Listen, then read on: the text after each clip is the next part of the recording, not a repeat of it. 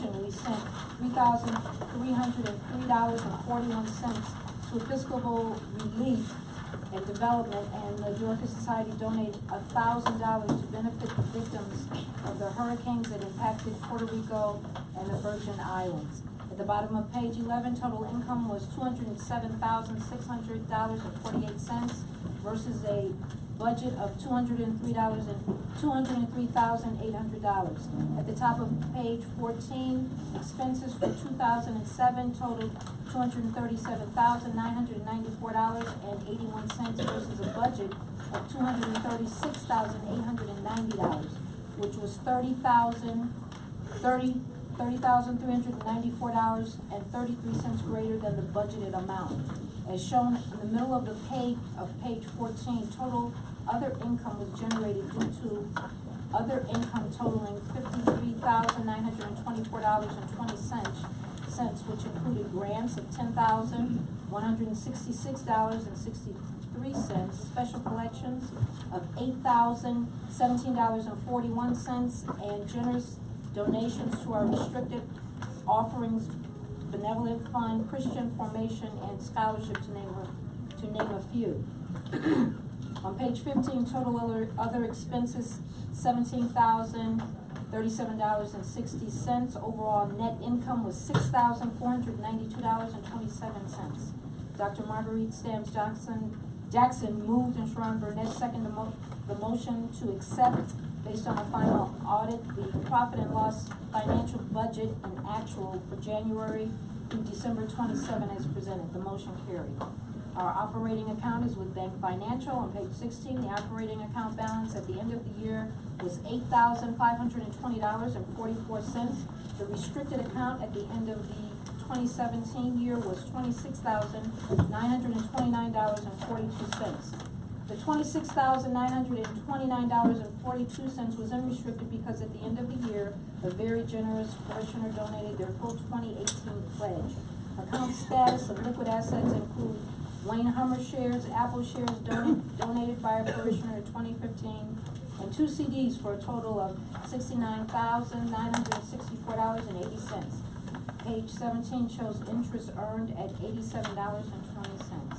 Dr. Marguerite Stamps Jackson moved, and Maddie Wofolk McGowan seconded the motion to accept, based on a final audit, the 2017 financial accounts as presented.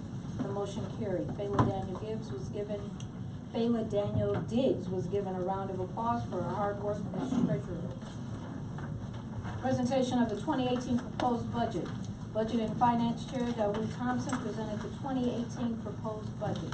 Top of page 19, mid-page, pledged income was increased from $132,700 in 2017 to $151,190 for 2018 for a total income proposed budget of $221,090.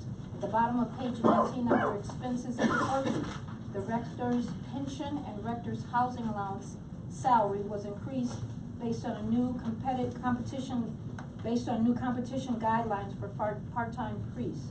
Rector's pension for 2017 was $5,600. Proposed budget for 2018, $5,856. The rector's housing allowance salary for 2017 was $30,600. Proposed budget increased to $32,000 for 2018 for a total clergy budget, proposed budget of $37,856. Under contract services, cleaning services, sexton, the vestry was committed to hiring a sexton in 2018, and the proposed budget was increased from $9,400 in 2017 to $10,000 for 2018 for a sexton, and an increase for cleaning supplies. On page 20, the diocesan assessment for 2017 was $25,147, increased to $31,773 for 2018 stipulated by the diocese. Outreach and insurance stayed close to the same with normal increases for 2017 and 2018. Non-operating expenses for 2017 was $60,650 with a $61,250 proposed for 2018. Under operating support, kitchen and restroom supplies increased for 2018. Total operating support for 2018 of $15,000, up from $14,800. No changes for outreach and professional services. Professional fees, top of page 20, property repairs and maintenance. $15,000 was proposed budget for the 2018 for Parish House heating unit and water damage. $1,500 proposed budget for 2018 for cleaning supplies, up from $400 in 2017. Once a sexton is hired, we will cancel the cleaning service and will be required to purchase our own cleaning supplies. $19,000 was proposed budget for 2018 for the roof at the church, up from $500 in 2017. For total property repairs and maintenance, proposed budget of $46,050, up for 2018, up from $10,700 in 2017. Taxes and salaries and payroll costs have remained the same. Transportation, van driver, proposed budget at $4,000 for 2018, up from $200 in 2017. Transportation expense other was added to the proposed budget at $1,200 for 2018. The vestry is committed to revitalizing the transportation ministry as we grow as a church.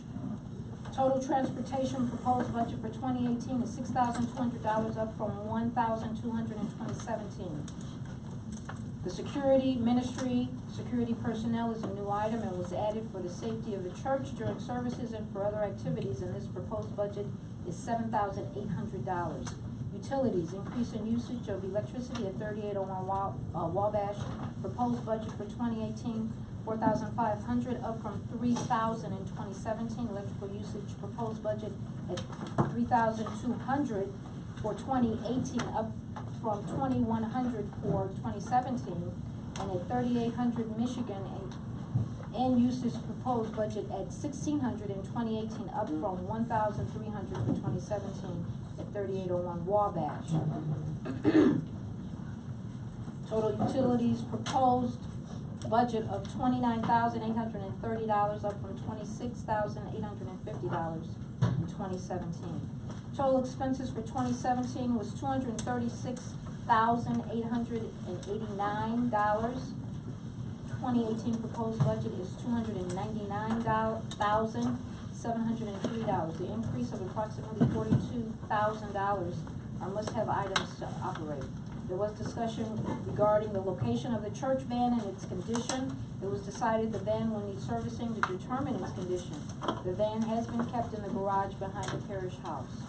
A shortage of $78,613 is the difference between the total expenses of $299,703 and a total income of $221,090. The faith gap has been used in the past to narrow the gap between expenses and income. The chairman stated that if each of the 78 pledged families increased their pledge to $19.38 more per week, $1,007 more per year per family, that would close the gap. Or if 78 pledged families would increase their pledge to $10 more per week, $520 per year per family, the shortage would decrease by half. It was asked if the fundraisers could be included to help, and the chairman stated yes, but you would still need a specific amount of committed pledged dollars to include in the budget to defray the shortage. The slump, which was $500 per family, stopped approximately 2 years ago to include all financial efforts to pay off the mortgage. It was moved and seconded to accept the proposed 2018 budget submitted by the Budget and Finance Committee. One unanimous vote accepted the proposed 2018 budget. Father Porter thanked the Budget and Finance Chairman, Daru Thompson, the committee, and others for their dedication to this effort. Father Porter reported the damage at the Parish House was insurable, and he is waiting to see what will be covered by our insurance. Nominating committee report vestry nominees to the vestry class of 2021 will be Nicole Campbell, Aisha McCarthy, Leslie A. Sanders, and Delwyn Simmons. Rory Smith, the senior warden, and James Dawson, the junior warden, were nominated to serve to 2020. Joanne Thompson moved and Marcus Richardson seconded the motion to one unanimous vote for vestry and warden nominees. The motion carried. Treasurer of it was moved and seconded to approve the appointment of Fayla Daniel Diggs as treasurer of St. Thomas Episcopal Church. The members of the vestry class of 2018 leaving the vestry are Sharon Burnett, Aisha McCarthy, Wanda Norris, and Byron Robinson. Senior warden and junior warden report. Please see the report on page 37. Rochelle Chappelle moved and Ruben Norris seconded the motion to accept the warden's report as presented. The motion carried. Please see the annual report book dated January 28, 2018 for all detailed written reports for guilds, organizations, and ministries for 2017. For archival purposes, if your report was not included, please make sure it is submitted for inclusion in the annual report book dated January 28, 2018. Items regarding funds received. Directors Guild presented $1,000 check. Lois Scott donated $300. Sharon Burnett reported 25 rentals in the Parish House and Guild Hall with $4,500 collected. Diocese Convention. Rory Smith reported on the diocese commitment to have every congregation in the diocese read and engage in the recommendations of the Legacy of Slavery Task Force report entitled An Invitation to a Committed Journey. The Diocese Convention, St. Thomas members Fayla Daniel Diggs and Rory Smith participated with the Anti-Racism Commission in a workshop that presented the Pathway to Reconciliation Study Guide of the Legacy of Slavery Task Force.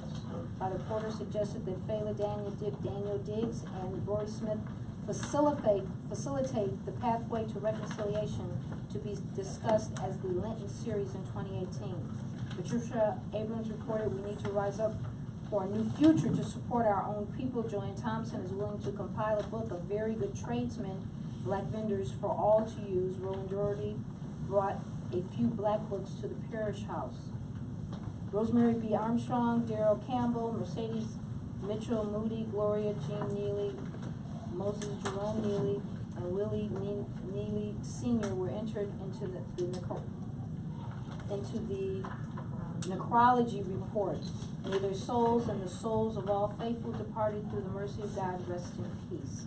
Altar purchases at the annual meeting. The congregation members, guilds, and organizations purchased altar supplies listed on the table in the children's area in the Guild Hall. Please see the Altar Guild for an itemized list of purchases. Announcements. Deacon Murray is back in the hospital. 140th anniversary celebration. Ad book prices are available. Motion to adjourn was moved and seconded and approved with a prayer at 3:33 p.m. Respectfully submitted, Eva Smith, clerk of the vestry.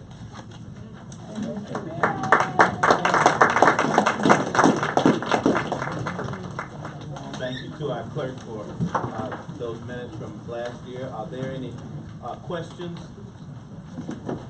issues with the minutes? Corrections, yes. I have a question. On page 6. Do you need this? Can somebody take care of the mic? I like everybody to use the microphone if possible. If somebody's not able, let us know. We bring it to you. Pull it out. Yeah.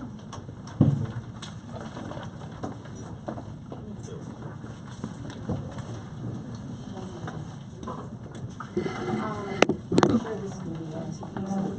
At the top of page 6, the fourth sentence, it says, at the top of page 14, expenses for 2017. It's on. It's just low. Just continue, Bill. Expenses for 2017 total $237,994.81 versus a budget of $236,809, which was $30,394 greater than the budgeted amount. You have questions about what that means? the math. Oh, okay. Because I'm not a Something numbers not adding up. person, so I just thought I'd ask about the math. Okay. There may, I don't know if there are We any. have to actually go back to Yeah. the 2017, budget versus actual. We'll be able to answer that at that particular time. Because it looks here that it would only be $1,000 or so discrepancy. Right. But what we have to realize is each of our budgets, including the one you're going to see today, we anticipate a certain amount of income. Yes, We anticipate a certain amount of expense. yes. And our income and our expense do not total. So Right. we don't have a balanced budget. Right. We are not presenting a balanced budget. So it is possible that these numbers will be askew only because we don't have a balanced budget to start with. By $30,000. And that could be the case because when you look at this one, it's going to be off by a considerable amount of money. Yes. I think the way that it's written is confusing. It's not it's not necessarily what the 2017 budget versus actual statement is. It's how it's presented in this sentence. It needs some clarification. Yeah, and that's what we need to go back to. That's why we need to look at 2017. Okay. Any other corrections? The one that she said, Question? the one that she said, the minutes.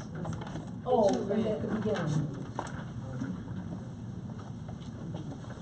The corrections of I'm sorry, I didn't understand. One that- Approval of agenda minutes, it says 2019. Oh, okay, yes, thank you, yes. And then below that, I think it's supposed to say 2017. For the minutes written for that meeting.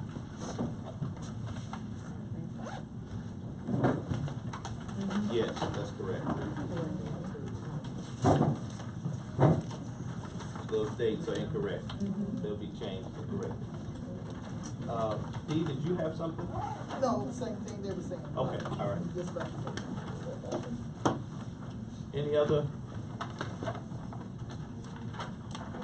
Also on page 6, the word, at the second paragraph under presentation of 2018 proposed budget, kind of a fourth of the way down where it says was based on new competition, it actually should be compensation guidelines as opposed to competition guidelines.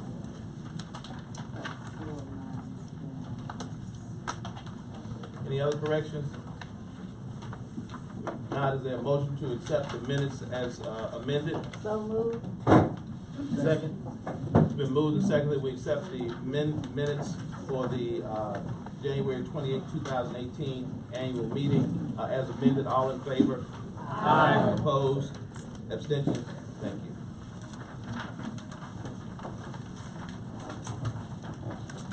I did forget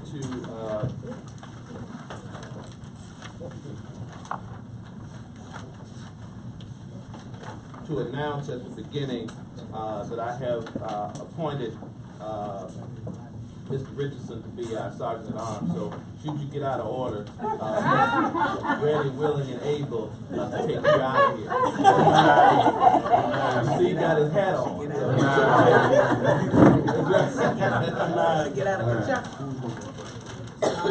Thank you. Next, Rector's report.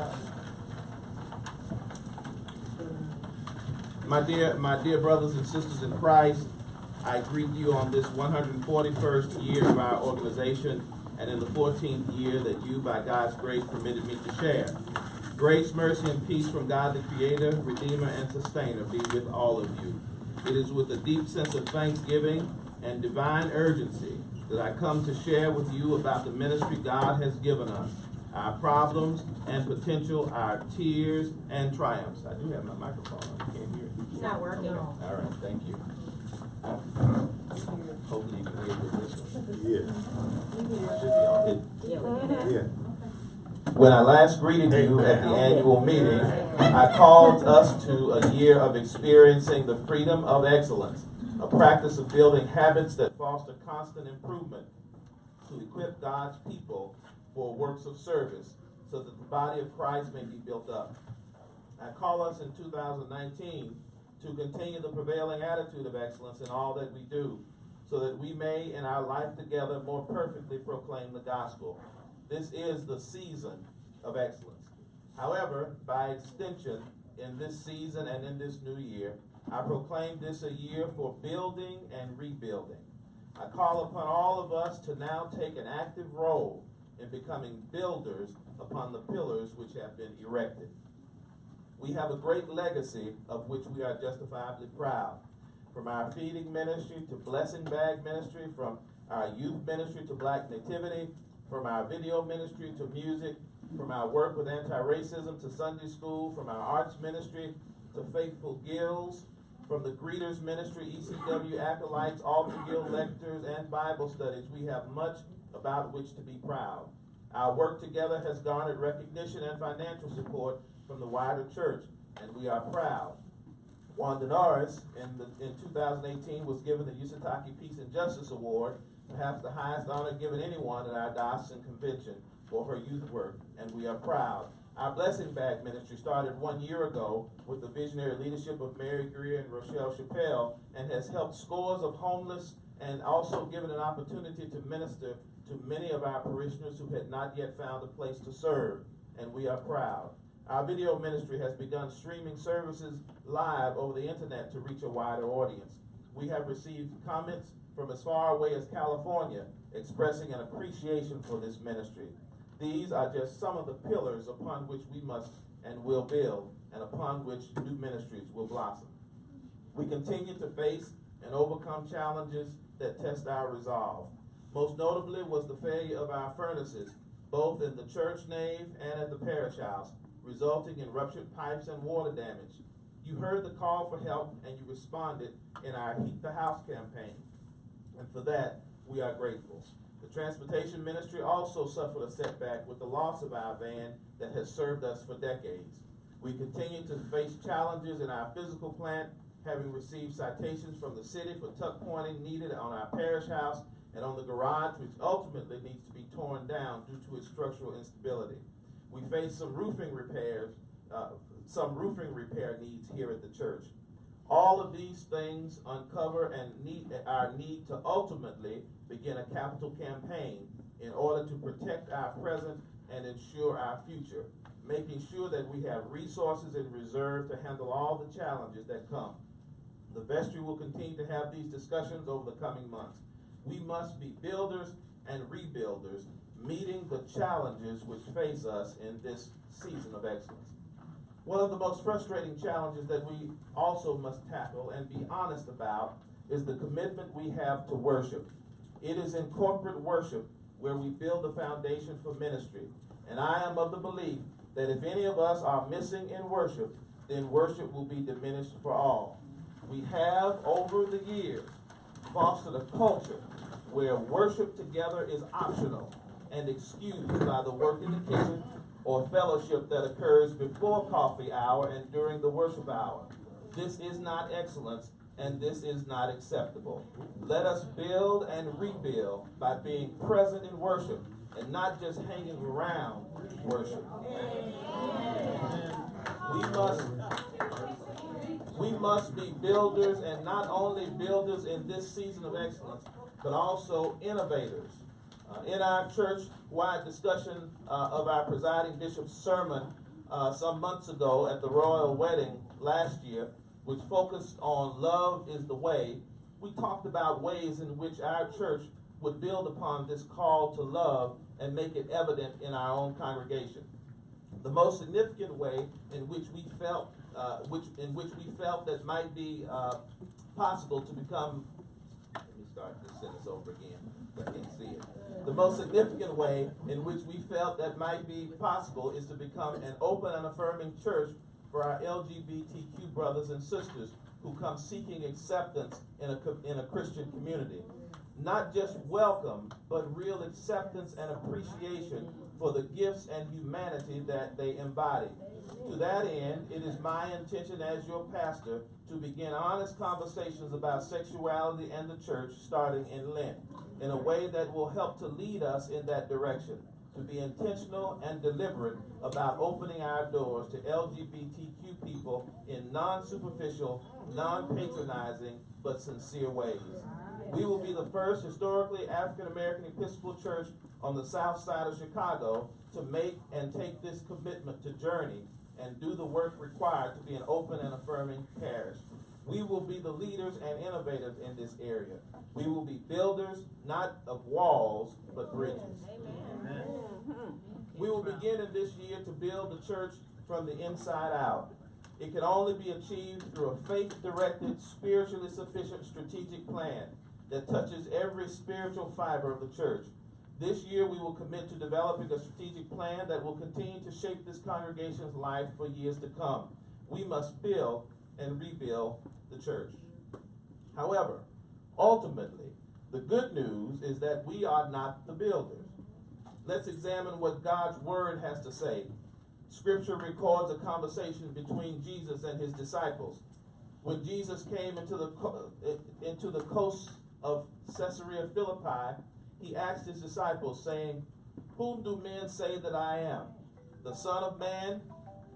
Whom do men say that I am? Whom do men say that the Son of Man is?" And that's what it should be. Amen. And Simon Peter answered and said, "Thou art the Christ, the Son of the living God."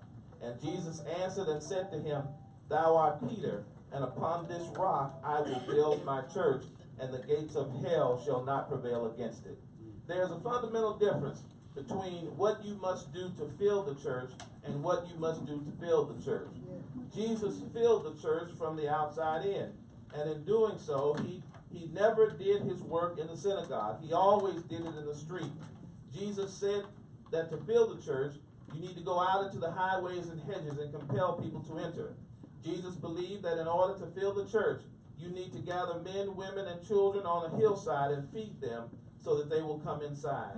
Go find the folks who don't have anything and tell them they're going to be something. Go find the outcast folks and tell them they are the salt of the earth, a city set on a hill, a light that cannot be hidden. Be a good Samaritan to a man robbed by thieves. Look up blind Bartimaeus and tell him he's about to gain his sight. Touch a woman and heal her issue of blood. Touch a crazy man in a cemetery and leave him clothed and in his right mind. Touch human need anywhere you can, but you'll do it best from the outside in. On the other hand, to build the church, you have to do it from the inside out. First, you must instruct the disciples. Jesus wasn't building a physical building. He was building up his followers. James and John were hotheads. They needed building. Matthew was a cheating tax collector. He needed building. Judas was a liar and a thief. He needed building. Jesus was so busy building up his disciples that he didn't have time to build a building. He knew that if he was going to build the church, he had to build it from the inside out. Jesus had to let his disciples know that they were not the builders. Two things are apparent in Jesus' saying, "Upon this rock I will build my church." First, he made it clear that he would build it. In effect, he was saying, this process is not dependent upon whether you approve of it. I'll build it. It has my name on it, so I'll build it. I have the plans, which have already been approved. Since I am the architect of the universe, I get to decide what gets built. And I've decided that I'll build it. The second thing Jesus was saying when he said that he would build the church was, it's my church. I'll build my church. It won't have your name on it. It's my church. It will have my cross on it because it's my church. Don't get too possessive because it's my church. Don't get too proprietary. It's my church. The church was here before you got here, and it'll be here long after you're gone. It's my church. Jesus fills the church from the outside in, but he builds the church from the inside out. Jesus said one final thing regarding the church building business. "Upon this rock I will build my church, and the gates of hell shall not prevail against it." The reason Jesus builds his church from the inside out is because it has to be prepared for the gates of hell. The text does not say that the gates of hell would not try to prevail. The text does not say that the imps of hell will not be on your trail. It just says that they will not prevail. If in the process of trying to build a church, you discover that there's a little hell on the way, it means that you must be doing something right. Because the devil is never happy when you try to build up the church. God is getting us ready for a great church, and the devil is mad about it. God is getting ready to give us a blessing in Bronzeville, and the devil can't stand it. God is getting ready for another miracle, and the devil is out of his mind. We know that despite all his efforts, the devil will not prevail, because no weapon formed against us shall prosper. Jesus said, upon this rock I will build my church. If he builds it, and if it is his church, that must mean the church building process is in his hands. Whatever it is that you are doing, you need to understand the importance of it being in Jesus' hands. A basketball in my hands is worth about $20, but a basketball in LeBron's hands is worth millions. It just depends on whose hands it's in. A tennis racket in my hands is not worth too much, but a tennis racket in Serena Williams' hands is worth 23 major championships and millions of dollars more. It just depends on whose hands it's in. A rod in my hand will keep a wild animal away, but a rod in Moses' hand will part the waters of the Red Sea. A slingshot in my hands is a toy, but a slingshot in David's hands will bring a mighty Goliath down. 2 fish and 5 loaves in my hands make a bad fish sandwich, but 2 fish and 5 loaves in God's hands will feed 5,000. Nails in my hands will build something temporary, but nails in Jesus' hands will bring salvation to your soul. It all depends on whose hands they're in. Don't you worry, don't you fret. God is not through with us yet. Whatever your worries, put them in his hand. Whatever your doubts, put them in his hand. Let the storm rage. I'm in his hand. Let the wind blow. I'm in his hand. You're in his hand. We're all in his hand. Thank you for your continued prayer, support, and love as we journey together in faith.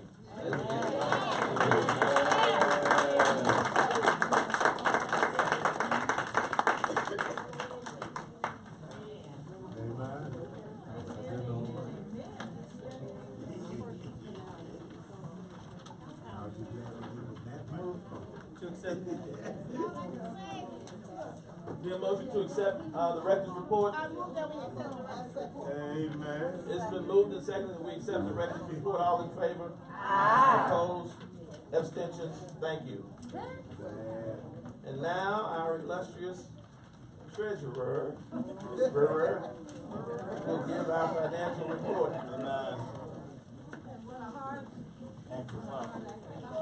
You just got to put it close to your mouth.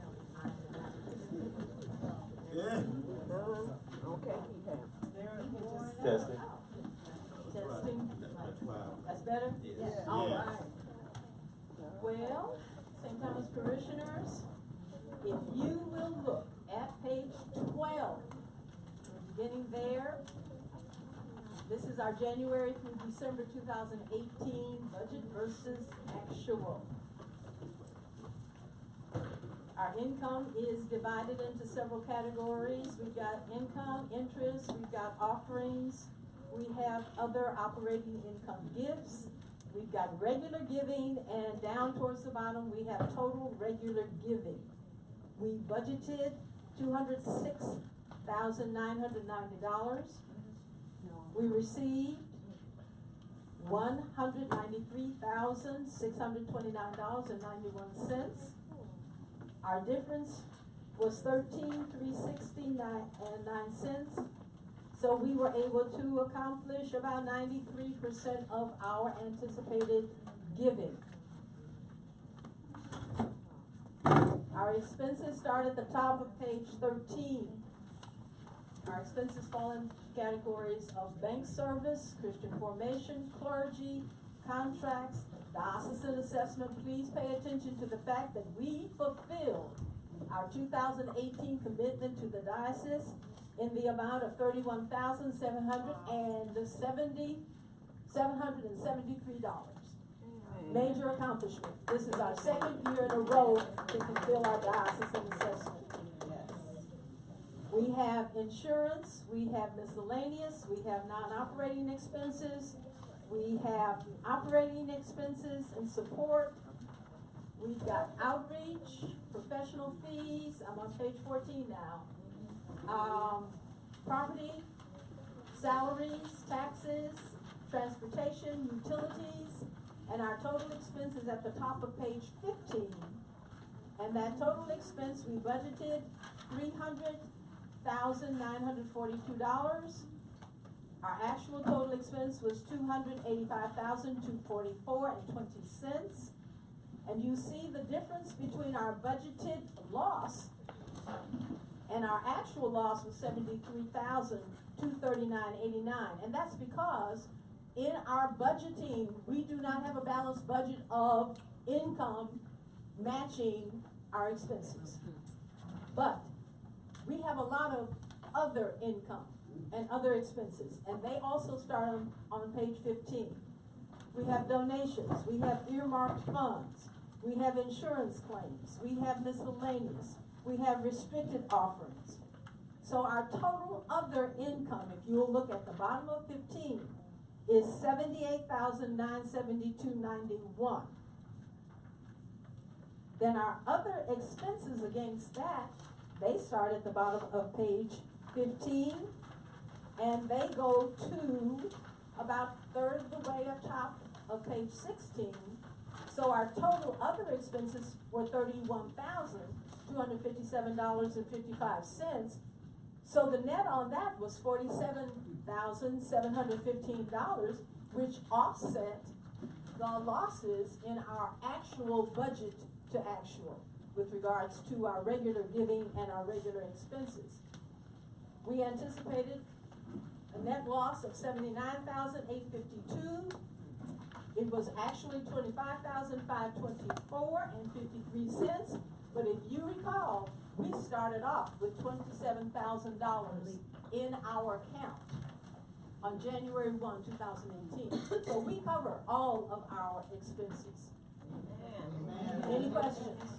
Any comments? Before we go to the actual, at the end of 2018, what we actually had in the bank as well as our profits. So if we look at our accounts, all of our money basically is at Bank Financial. Look at the last column to the right, 2018. We started off this year $15,446.15 in our regular operating account. In our restricted account, we started with $8,260.63. We own $7,341.56 in shares that are managed now through Wintrust, starting off at Wayne Hummer, but now as of August 1st, that became Wintrust Investments Wealth Management. Our Apple shares are worth on December 31st, 2018, $1,104.18. Our Illinois Service Federal, which is now GN Bank.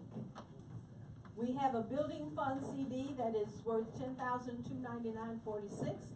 A memorial fund CD, $9,871.41. We have a building fund savings account. And why is that? Well, when we incurred the frozen pipes, we cashed in one of our CDs. We cashed in our building fund CD, but we retained a bit of it so as not to lose the CD. And the vestry instructed the treasurer to reinvest into that CD at $600 a month. And Illinois Service Federal at that particular time allowed us to open what they call a savings account with no fees as long as we maintained a $250 balance. And now that particular savings account is $2,501.52, which will port over to that building CD at the date of maturity, which is October of 2019. So we're continuing to rebuild that CD back. So our total interest earned from our various accounts, kind of paltry, $71.23, as you can see. But what's our value? Where are we? Well, we're at $54,896 $1.14. That's our liquidity. That's our liquid value. But look at our property value. We have 3 properties. You're in a property. The parish house is a property. Mr. James Dawson lives on a property. Our church is worth, according to church insurance replacement value, $2,249,600. Amen. The parish house, according to church insurance replacement value, $1,358,000. And our safe haven, $425,200. So what are we sitting on as far as assets? $4,032,800. We are not a poor church. We are a very giving church. Are there any questions, any comments? Turn to the next 3 pages if you don't mind. 18, 19, and 20. The person who always calls for an audit, she's not even here. But we got an audit for 2017 done, Patricia George. We have an audit by Deacon Smith, Thomas Smith, who is an Episcopalian and a very kind and generous man, a little older, but very, very efficient and proficient. This is his audit. He is a person who insisted that we begin to note the value of our properties on a regular basis. And total equity at on page 20, $3,684,345.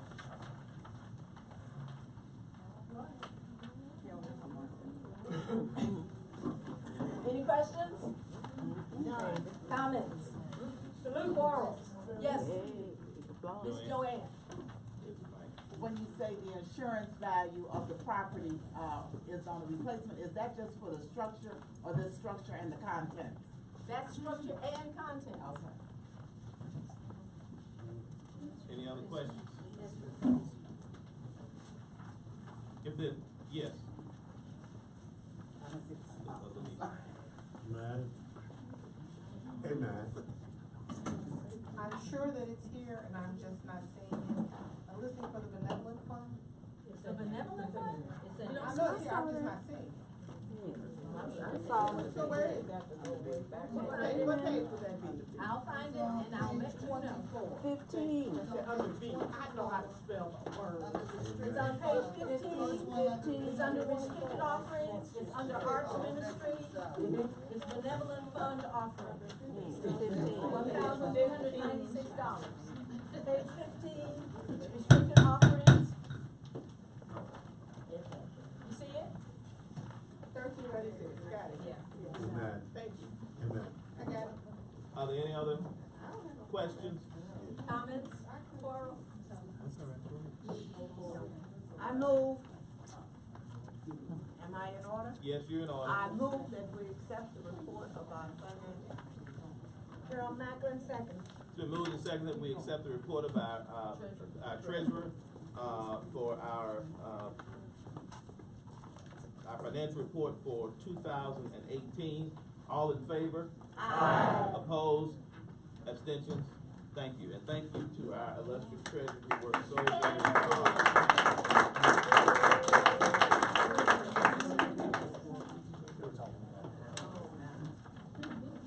Next, we'll have Budget and Finance present the proposed budget for 2019. Microphone here or? Your sister had it.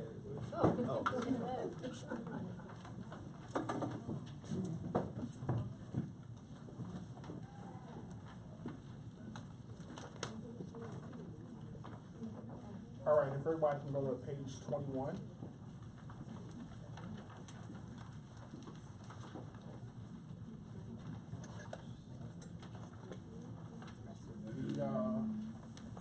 The items in the proposed budget for 2019 is quite similar to what it was in 2018, both on the income and expense sides. There were just a couple of areas where there was some variance, which I'll point out. But from an overview, the projected income will be up about $900, and the projected expenses will be up about $1,516. If you look at page 21, the income, the offerings are about static. There's some little increases just based on not only last year, but historically over the last 2 to 3 years what we've done. So that's why you'll see an increase in Christmas offering and Easter offering, as well as facilities uses of the church. Everything else remains the same. That's why the increase goes for $300 to $8,200 for total other operating income. And then $6,800 versus $6,200 for the offerings. And that's how we got to, regular giving remains the same at $206,990, which brought the total income to $221,990.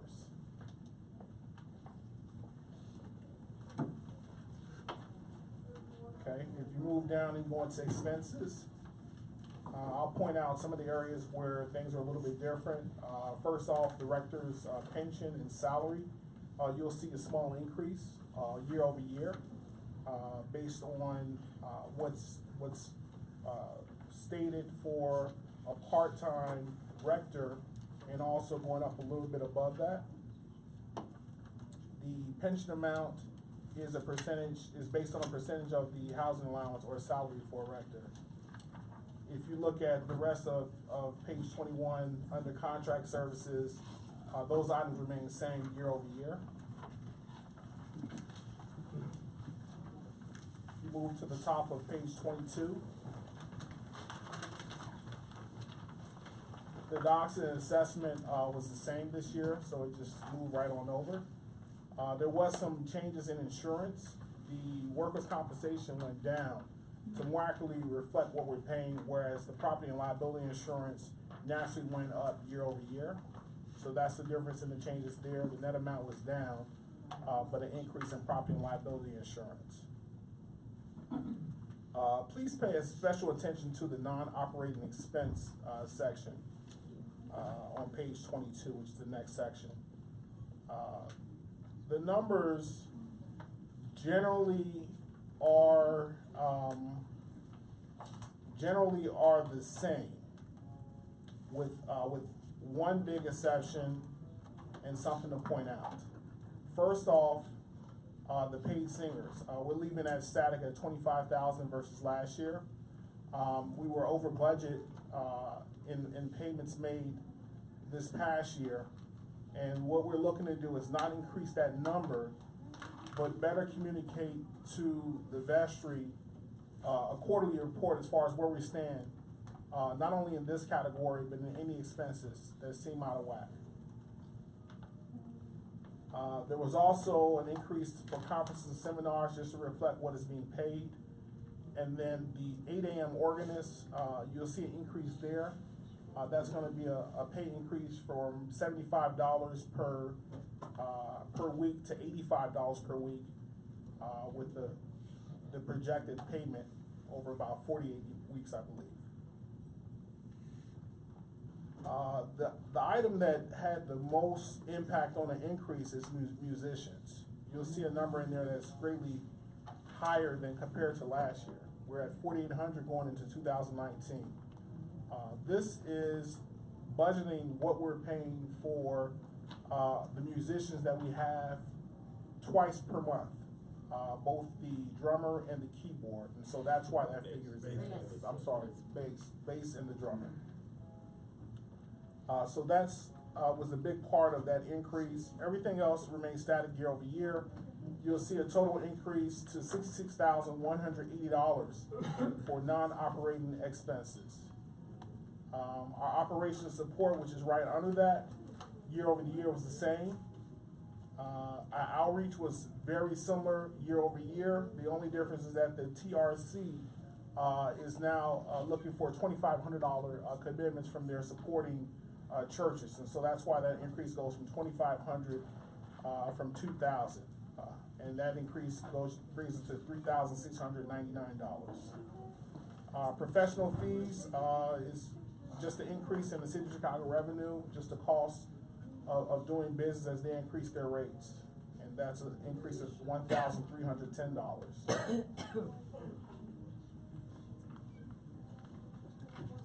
I'll give room for questions once I get through the report, so please make note of anything that you have questions about. Next, I'm gonna go to property repairs and maintenance.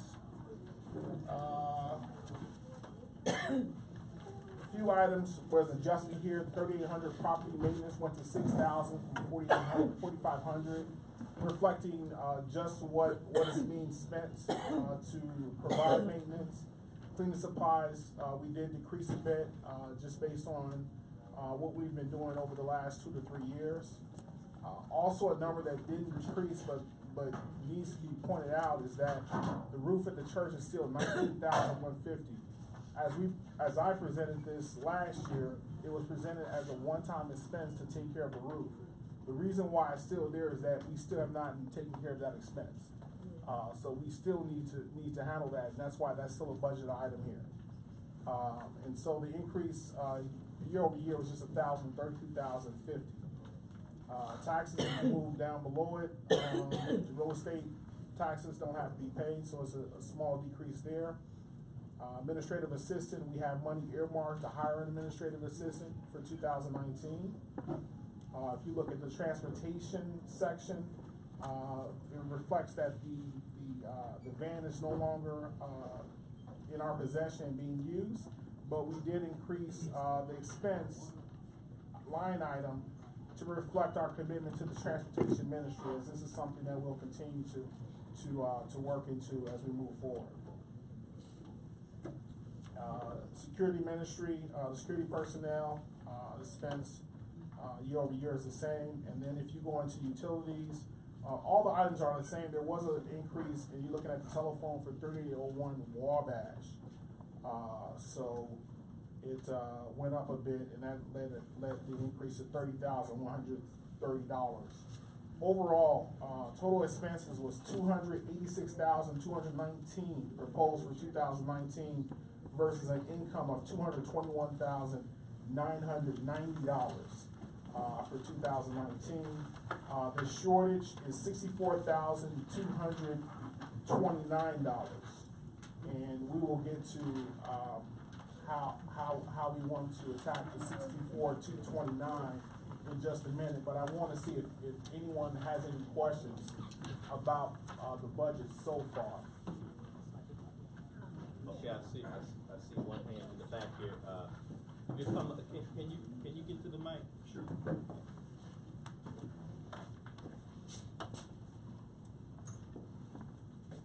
My question has to do with the roof of the church, expense roof of the church, $19,000. Can you hear me now? Yeah. Okay. Thank you. Roof of the church, my question has to do with the expense for $19,150. Do you have an estimated date as to when that might be taken care of, so there can be an actual number for that?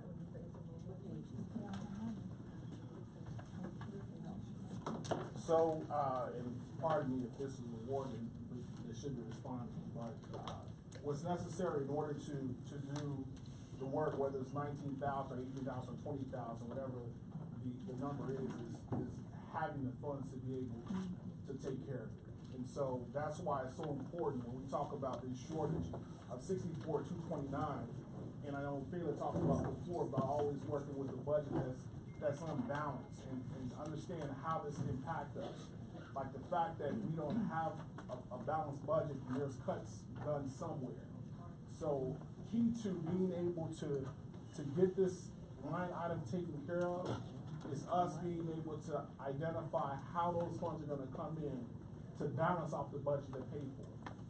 Because if we work in a deficit of $64,229, it's going to be hard to come up with that, to be quite honest. So I don't know if you have anything to add.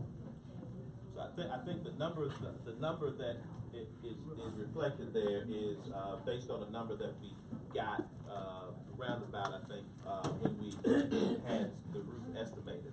And so that's why that particular number is there. So that may change, once we get to the point where where we need to get that work done. Up or down? Yes. Yes, the numbers have in varieties of whether we do a whole new roof or if we do phased repair work to maintain it to the next phase. And so we're just being judicious and using our discretion and our judgment to make those repairs as needed. I think Anita had a question. John? I wanted to ask, on page. Wait a minute, wait for the mic. On page 22, when you talk about the new musicians, the musicians, it goes from $600 to $4,800. Why is that?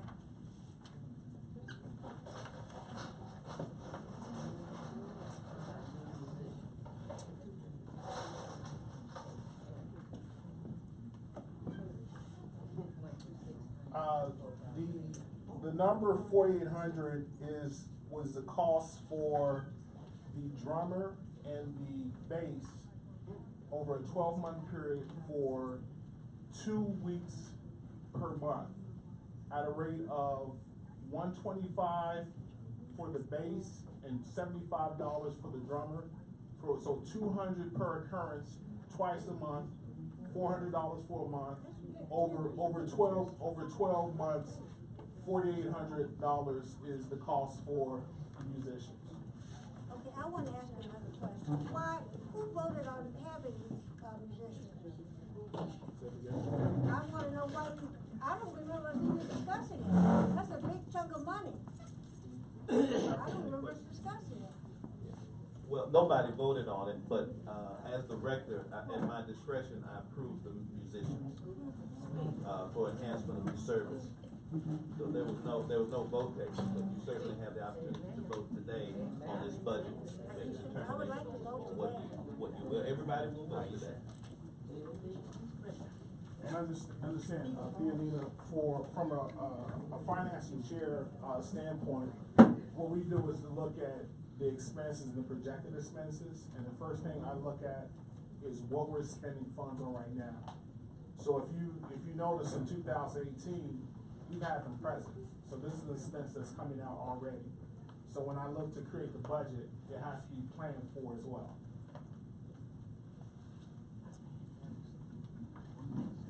Any other questions?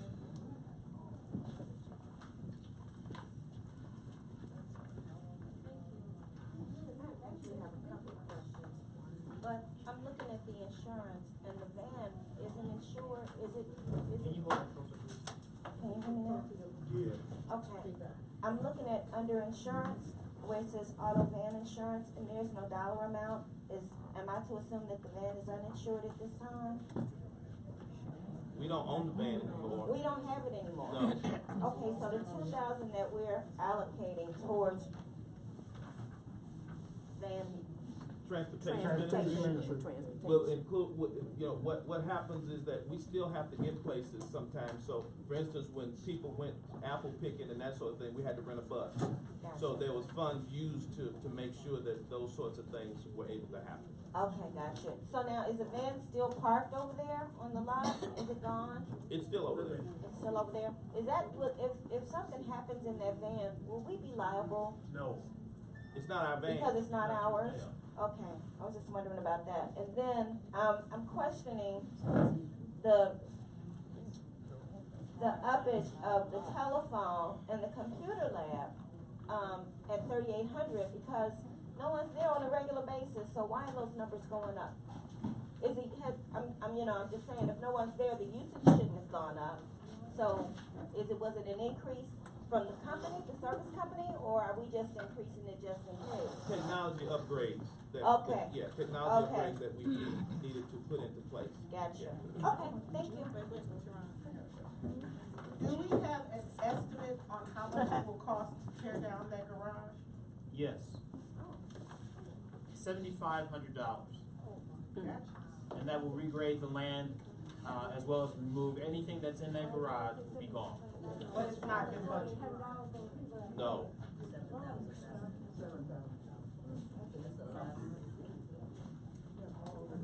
This is a question for Rory. This is a question for Rory. You had an estimate on what $19,150 last year. Do you think that you think we need another estimate that number should go up this year, or it might go down? Yes. And that should be reflected in the budget.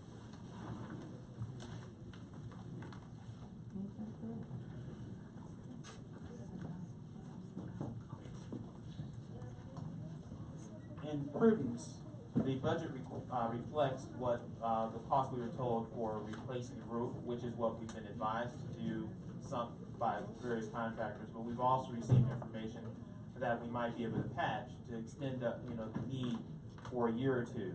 So we've been trying to patch as needed, but it is prudent to put the full $19,000 in the budget in case we find that we have to do that during the course of 2019.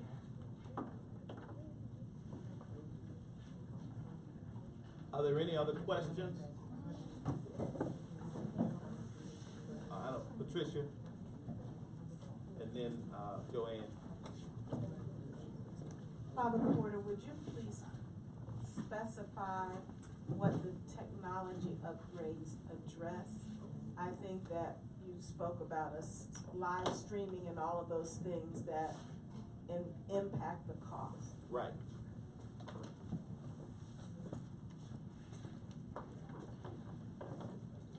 Yeah, and that's exactly what it entails.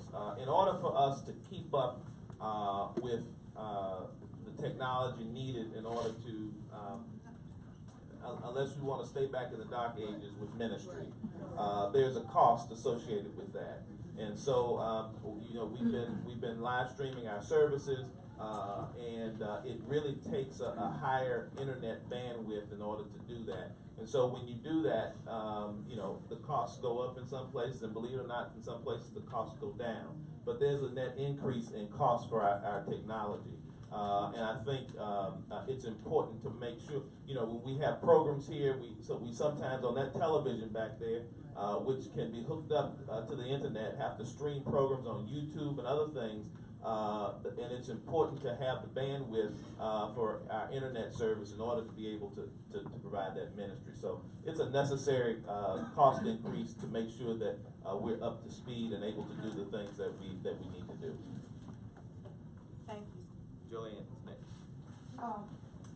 So all of these monies that you say, like the roof and the monies for the tear down of the garage, and is this part of the faith gap? Is that included? Are those monies included in what we call faith gap? Are they there as part of? What's included, well, it's, I guess not the faith gap, but the shortage amount that we need to cover, whatever it is. What's included would be the roof. The tear down of the garage was not budgeted for 2019. The roof was looked at as something that needs to happen as soon as possible in a top priority.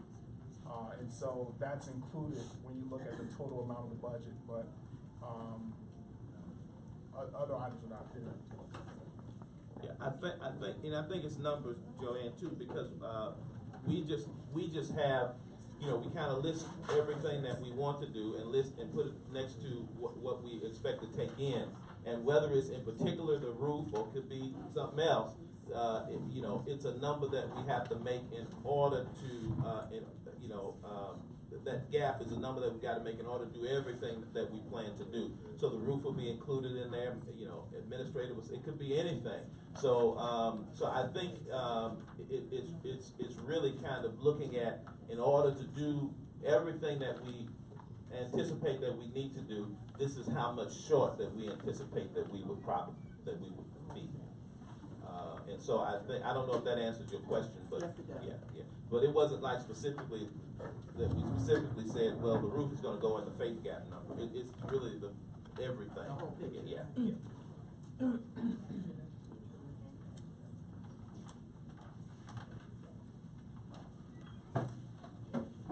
Any other questions? Okay. Over here. I move that we accept Nicole has a question. the budget. Just a moment. Sorry, I made this, but, so we're gonna hire an administrative assistant. Oh, we're gonna hire an administrative assistant this year. Well, the short answer is I don't know, but we budgeted for it. Okay? Yeah, we budgeted for it. So, so there's a possibility, yes, and there's a possibility, no.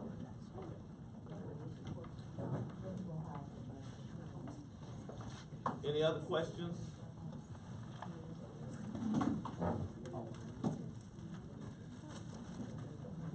Is there a motion?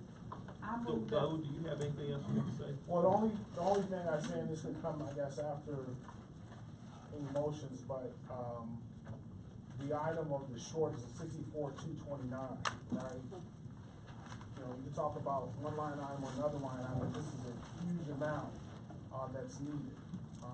It needs to be addressed. We do have some ideas to present, we can do that afterwards, to how to actually, get to the 64,229. And we would look to get you guys input as far as which direction you want to take.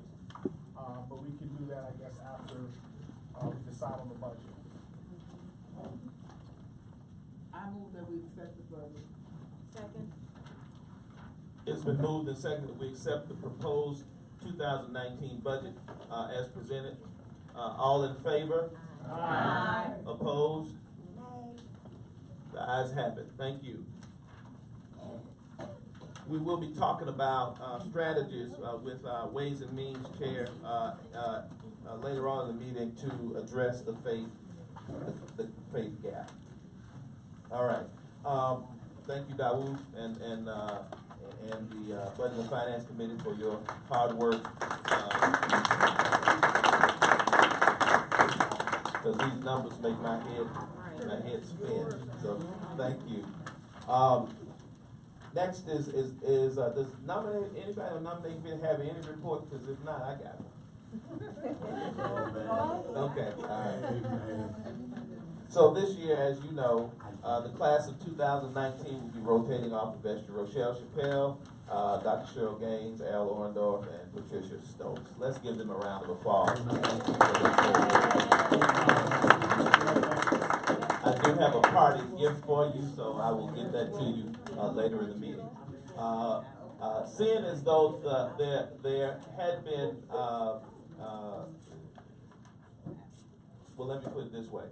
There were 3 nominations for vestry, and they were the following: LaShante Gordon, Malik Stansel, and Jennifer Wittenberg. 3 people to fill the 4 slots. There'll be 1 slot unfilled that may need to be appointed at another time. But if you would stand up, nominees.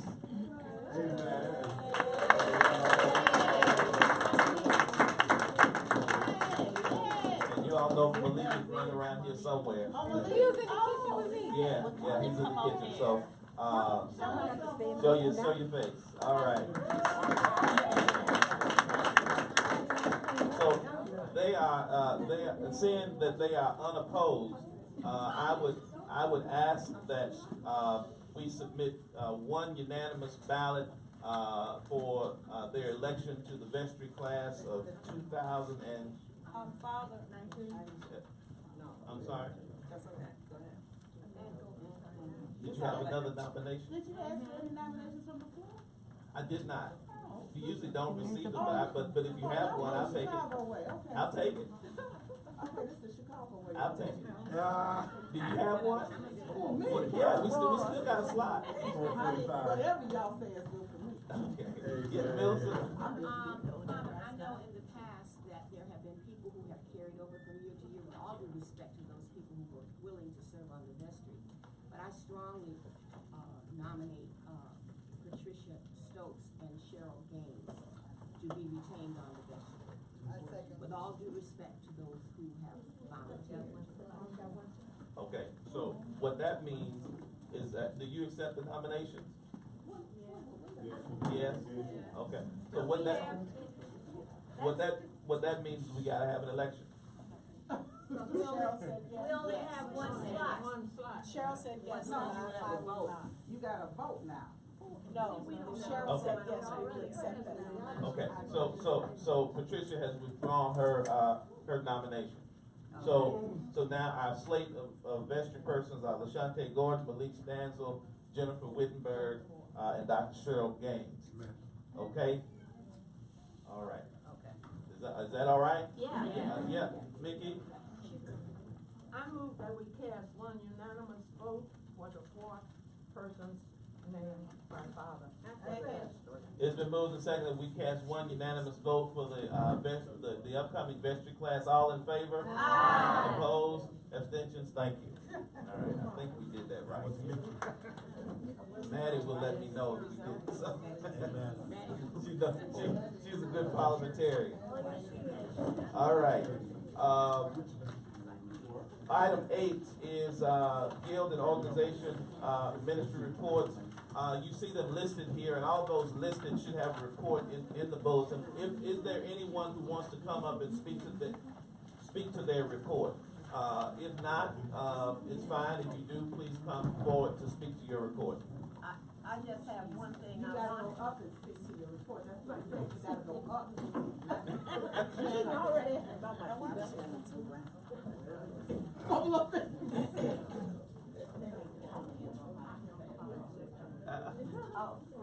Excuse my toupee around.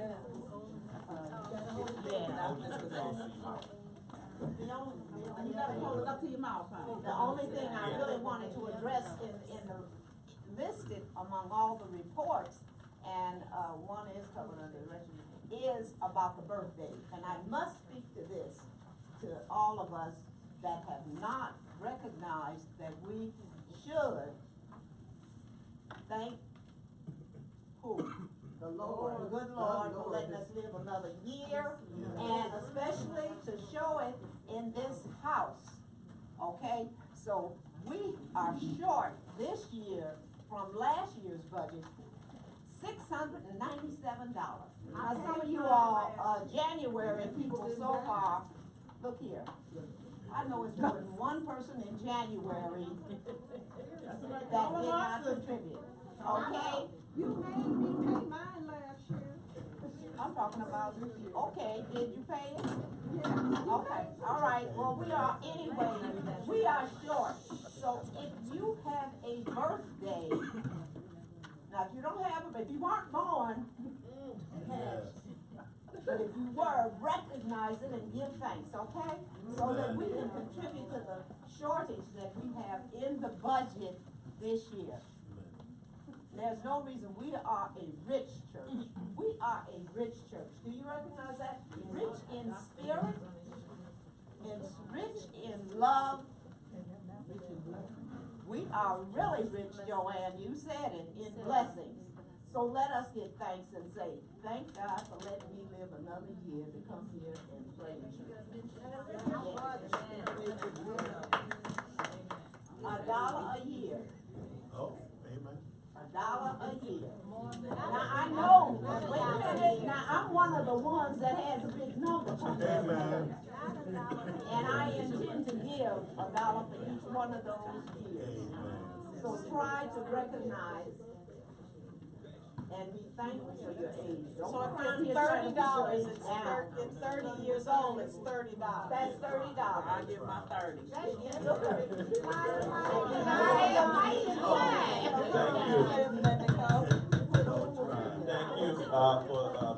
birthday report. Is there anyone else who wants to speak to their report? Anybody need an envelope? So, and a lot of people have questions because they didn't know that you're supposed to give $1 for your age. So in that month, the month of your birthday, Keith, you're gonna give $85.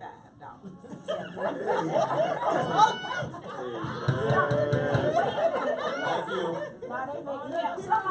Some of us will have to give 85, some 84, 83, 82, 81, 80, 75, on down, and be thankful for 30. But just give it here, and let's be thankful that we are here to have fun and laugh about it. Amen. Thank you. Next report. Amen, everybody. I will be thankful on February 17th with my twin here. Our birthday's February 17th, and we see that you're honoring us by having a family and heritage day Sunday on that day, as you should. Amen. There's a lot of money up there. Oh, yeah. I'll be 62. Amen. Amen. 62 in February. Amen. My report is on page 32.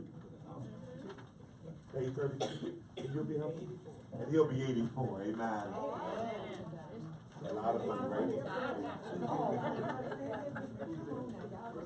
The music ministry continues to provide all music for all of the worship services held at St. Thomas Episcopal Church. Led by the St. Thomas Choir, the 10:30 Eucharistic service, that means communion, continues to be spirit-filled with the help and support of their inspirational, energetic, and excellent music. The choir is comprised of both paid and volunteer singers. The choir continues to participate in the special services of St. Thomas, including the Absalom Jones celebration and the Christmas Eve service. And we also had a table at the Western Affair. Amen. Amen.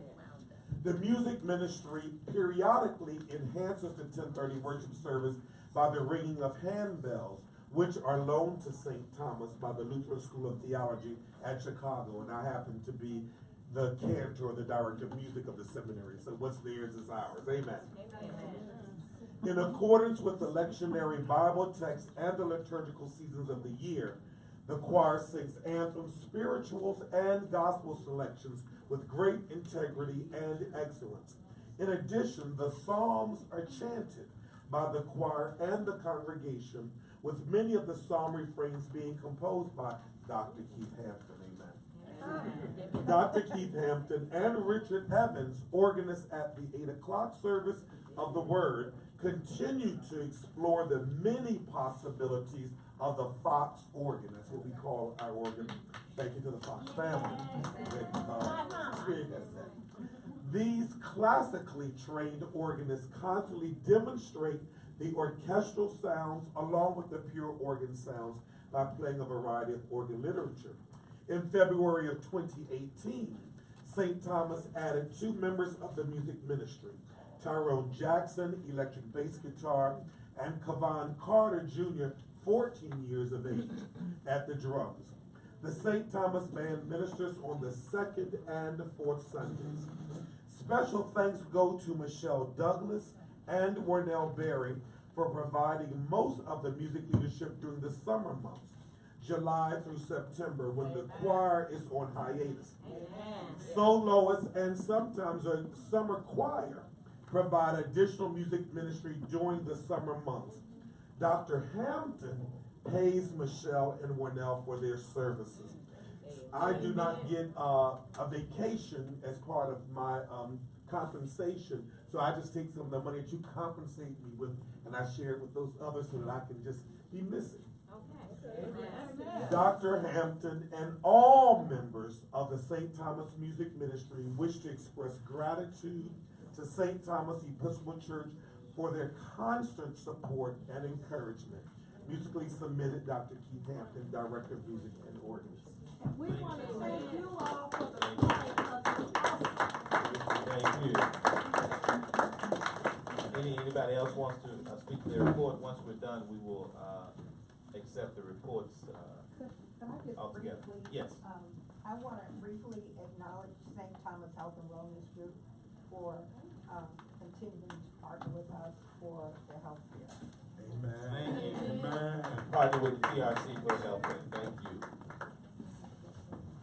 Video ministry report is in your annual report book, but please, we have expanded what we're doing with the live streaming, and we are anxious to find someone who will be committed and dutiful and able to attend and video the 10:30 service and stream it live, and also help us with all of our media, social media work and getting the word out about this wonderful church. This is about getting out the word of God, and we're trying to be current, so we need your help to do so. So if you're not going to do it, but you know somebody that can, we want to learn and we want to bring that person in to take this on. Thank you. And even if they don't go to this church, if you know somebody in the community who is really interested in technology ministry, please let us know. Thank you.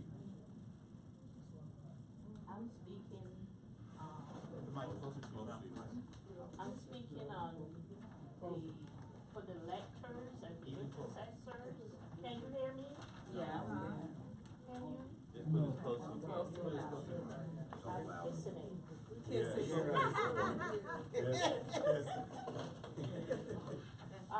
Okay, for the lectors and all lay persons that do the lecture and the intercessory, please, I send it out on a monthly basis, the month before. Please look at your email and please respond if that schedule is good for you. Just say it's okay with me or give me a thumbs up so that I'll be knowing that it's okay with you. Okay? Okay. Thanks very much. Thank you. Thanks, Mary. While Mary's coming up, the altar supply list, is it circulating? Yeah, it is Has circulating. everyone who wants to see it, have you seen it? No. Thank you so much, I'm sorry. You'll notice as you,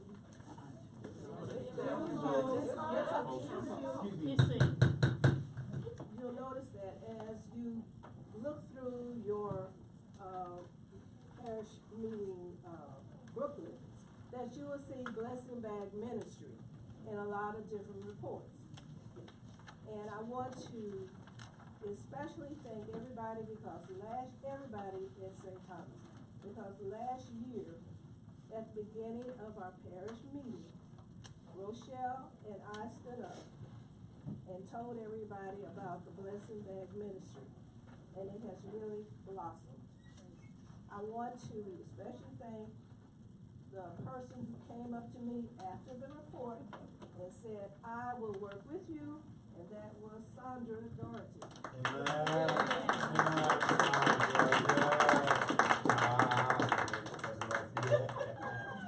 And of course, she brought Roland with her.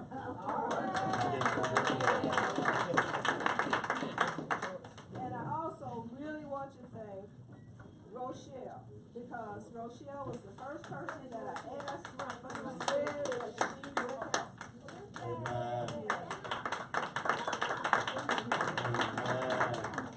And so everybody that we talked to and asked to work on the committee has come and worked. And I want to thank everybody who has brought items, because we got a whole closet full of stuff that we need to give out.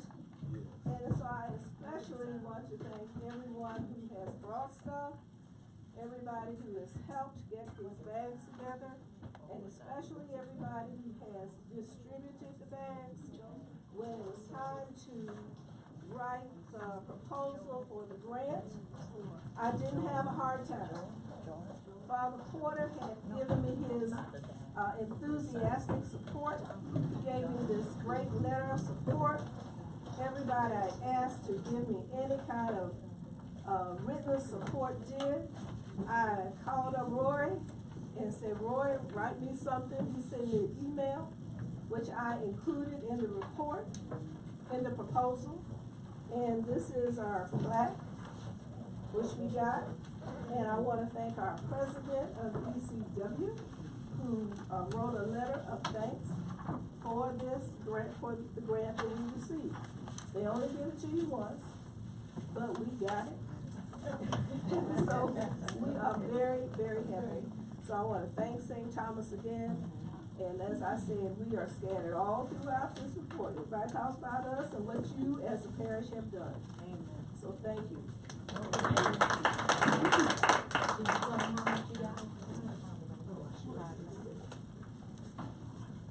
Okay, we received $500. And you know, we've not had to use a lot of it because you keep on giving. And that's the whole idea, for you to keep on giving. Thank you. I wanted to really thank some of our youth that helped me bag up and prepare our blessing bags and rode with me to go out and distribute the blessing bags. And I mean, they were very, very enthusiastic about it, wanted to do it. The first day I did it, one of my granddaughters went and she gave them out, and she was like, when we were driving home, she was like, wow, that really felt good. You know, she enjoyed it. And my granddaughter Natalie, she made me save one female bag because there is a homeless lady that sits inside the doorway at the Regal Theater on 79th Street. And she was determined that we save a bag and give it to that lady. And I mean, that lady could not get that bag in her hand fast enough before she was pulling out the socks and putting them on. And she was like, thank you, Granny. So I really want to thank the youth that helped me put everything together. Malik, where you at? Where you at?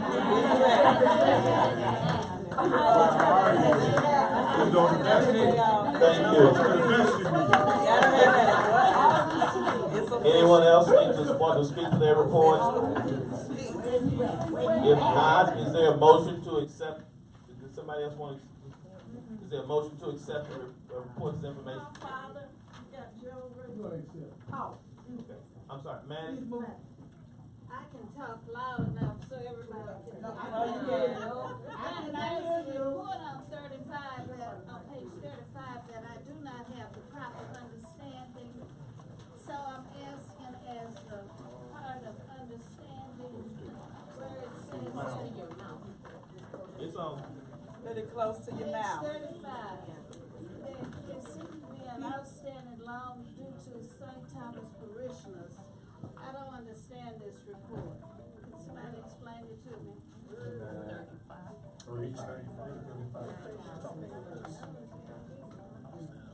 That's a Safe Haven Home report, and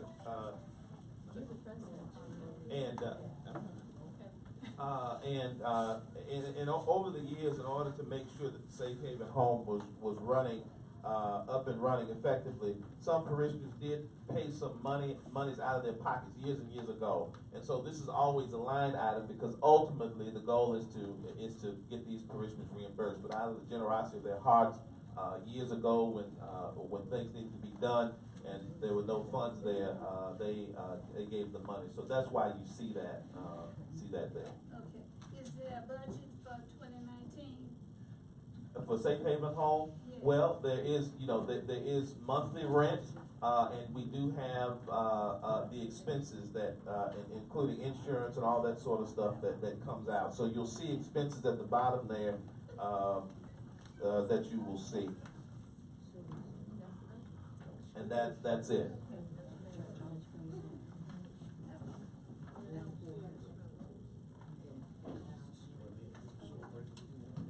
Question? Yes. If you'd like to give a slow break report. For the members of the parish, for the group of men that meet on Tuesdays at the parish house that contribute things that are needed to the parish, it's called the Slow Breakers. You know the history, you should know it by now. Athletes that played in the public league during our era or the Catholic League, we're all above 70 years of age, and we contribute. And we have been asked recently to purchase new chairs, and along with the Dorcas Society, purchase new chairs for the parish house. And as soon as I get the mathematics on that and the numbers, we will do that. I have approximately $450 that I've held from our Tuesday meetings that I have not turned in.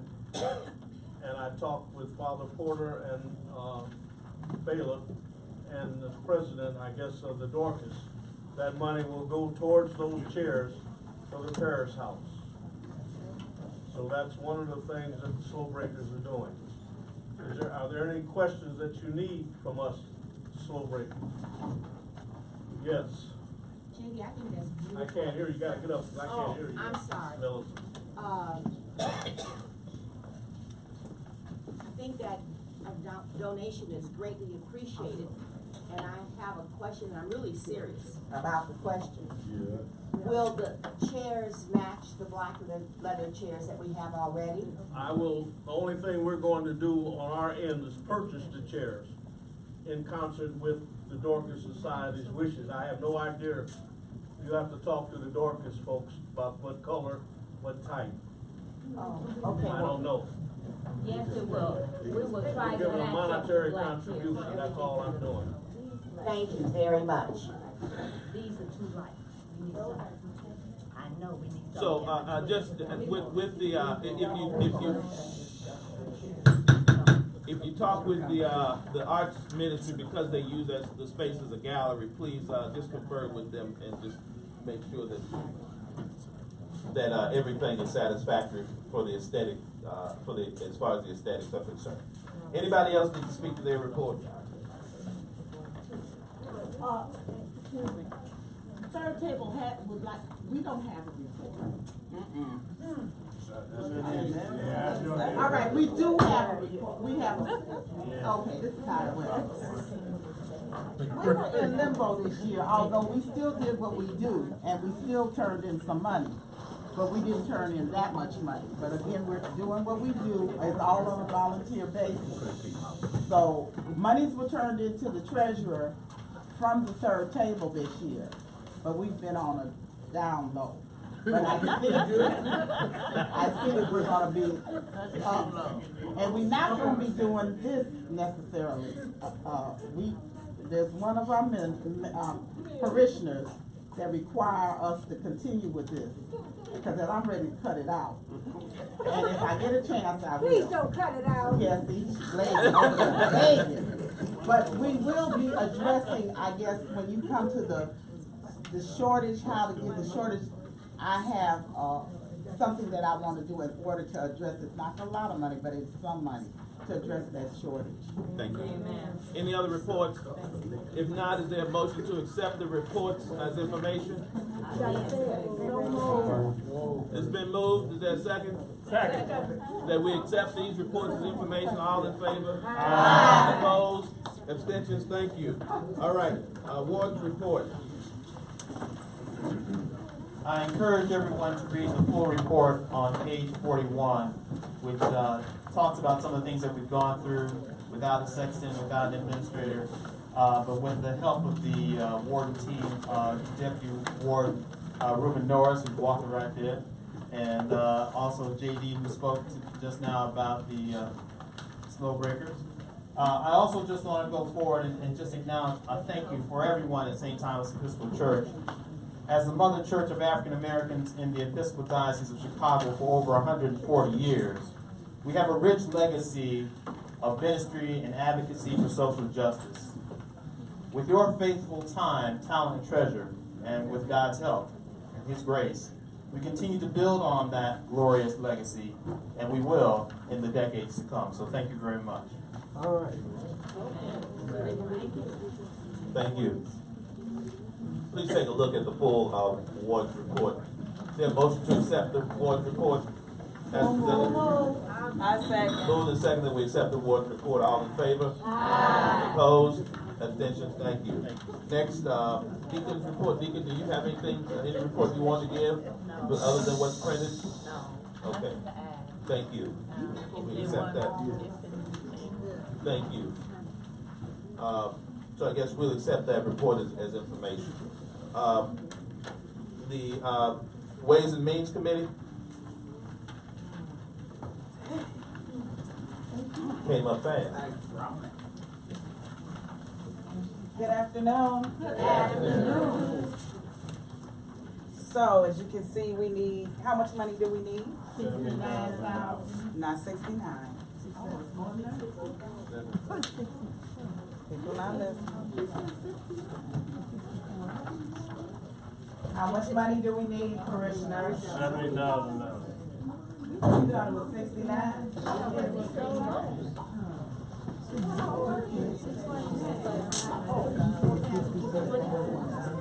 How much money do we need, parishioners? What's the budget deficit? What is the budget deficit? 64,000. How much?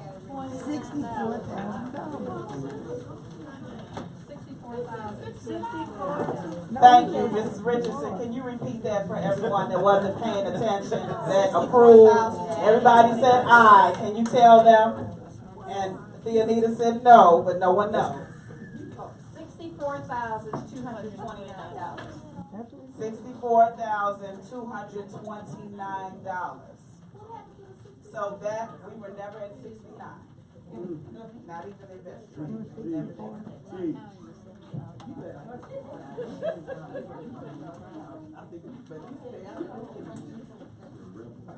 So we have to know the number and own the number so we can move forward. And I want you to reflect on the minutes from last meeting. Our deficit was actually larger. So that deficit, I think it was about $78,000. So our deficit is roughly a little bit over almost $15,000 less this year. So as Daoud Thompson alluded to, is that we really need to figure out how we're going to address the deficit, and not only that, have enough capital on hand so that when something arises in the church, that we have the funds to actually meet those needs. So right now we know that there's a roofing issue, correct? Right, and we need to address those needs. So if you look at this proposal, we have two objectives with Ways and Means: to provide opportunities to eliminate the budget deficit, and then to provide a plan for future income streams to the parish. So we have to keep that deficit in mind, because as the year progresses, a lot of times we operate as a parish as if we don't have a deficit budget. So we ask and ask and ask, but the church does not have, because we're starting out in January in the hole. Okay? So there are 3 options listed, and option D is blank because something may arise today as we talk. That would be a 4th option. So the first option, we have roughly about 80 members, Father, 80 families who are members of our church. I've looked at increasing our pledge. If you look at the increase of the pledge, I did it with 70 parishioners, because anytime we have an increase in pledge, fundraisers, we know we don't get 100%. All right, so roughly 70 parishioners. If we increase our pledge by $928.57, that would give us $65,000. Then we'd be at a balanced budget. Nothing extra, so if anything else happens, we still go down, but we'd be balanced. Option B would be to increase our pledge to meet $40,000 of the $65,000 deficit, and then have multiple fundraisers for the $25,000. So that means 70 parishioners would increase their pledge by $571.42.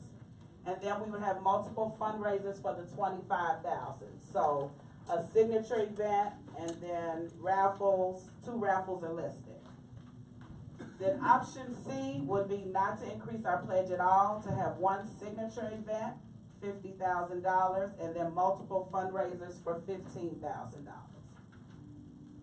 And then option D, of course, would be whatever we decide as a parish. But it is presented to you from the Ways and Means Committee so that we vote on it as a parish. So it can't be Aisha's idea, it's not Daoud's idea, it's not Father Porter's idea, Eva's idea, or Dorcas's idea. It's our idea to address the deficit, and we're all committed 100% to whatever we decide, which means we have to support it, we have to give. So, room for conversation, questions.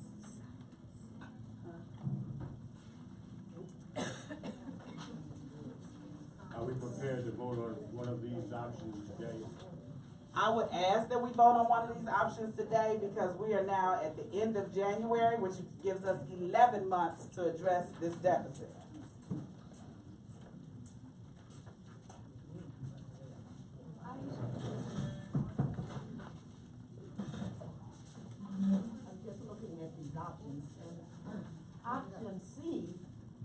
signature event and raise $50,000, that's kinda hard, right? So if we move, 50,000 clear, that's $50,000 clear.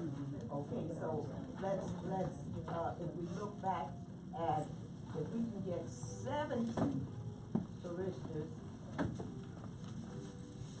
option B looks a little more feasible to me than that signature event at 50,000. I just wanted to say that. So that's an additional, option A is an additional $77 a month in case people want it. That's option B. That's Option A is an additional Option B. $77 a month. Option B would be For how your much? business. And how much, what is option B, Carol? Additional what? An additional $48 a month. Additional how much? $48, let's just say $50 a month. Which one was that? B. B, that's B. An additional $50 a month. That's not bad. I'd like to add a friendly suggestion to this proposal. We can hear you. I'd like to add a friendly suggestion to this proposal, excuse me, Mayor. Can this be reviewed on a quarterly basis? Is that possible? Can this be reviewed on a quarterly basis? So you're saying review where we are with the deficit and where we are with our plan?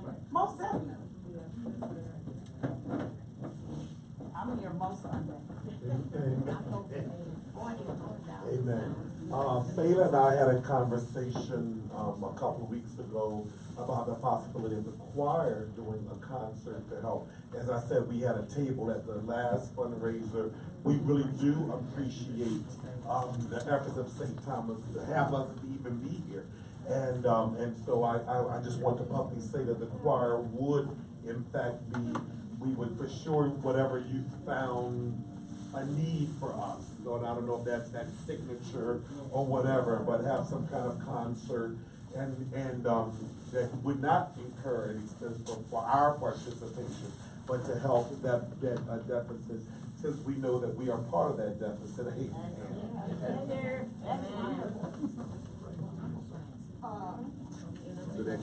Thank you very much for the option. So we are taking suggestions because we know that whatever is successful is going to be successful because you want to participate, not because it's one person's idea. Amen. Can you all come up because he's asked, well, You told me to go.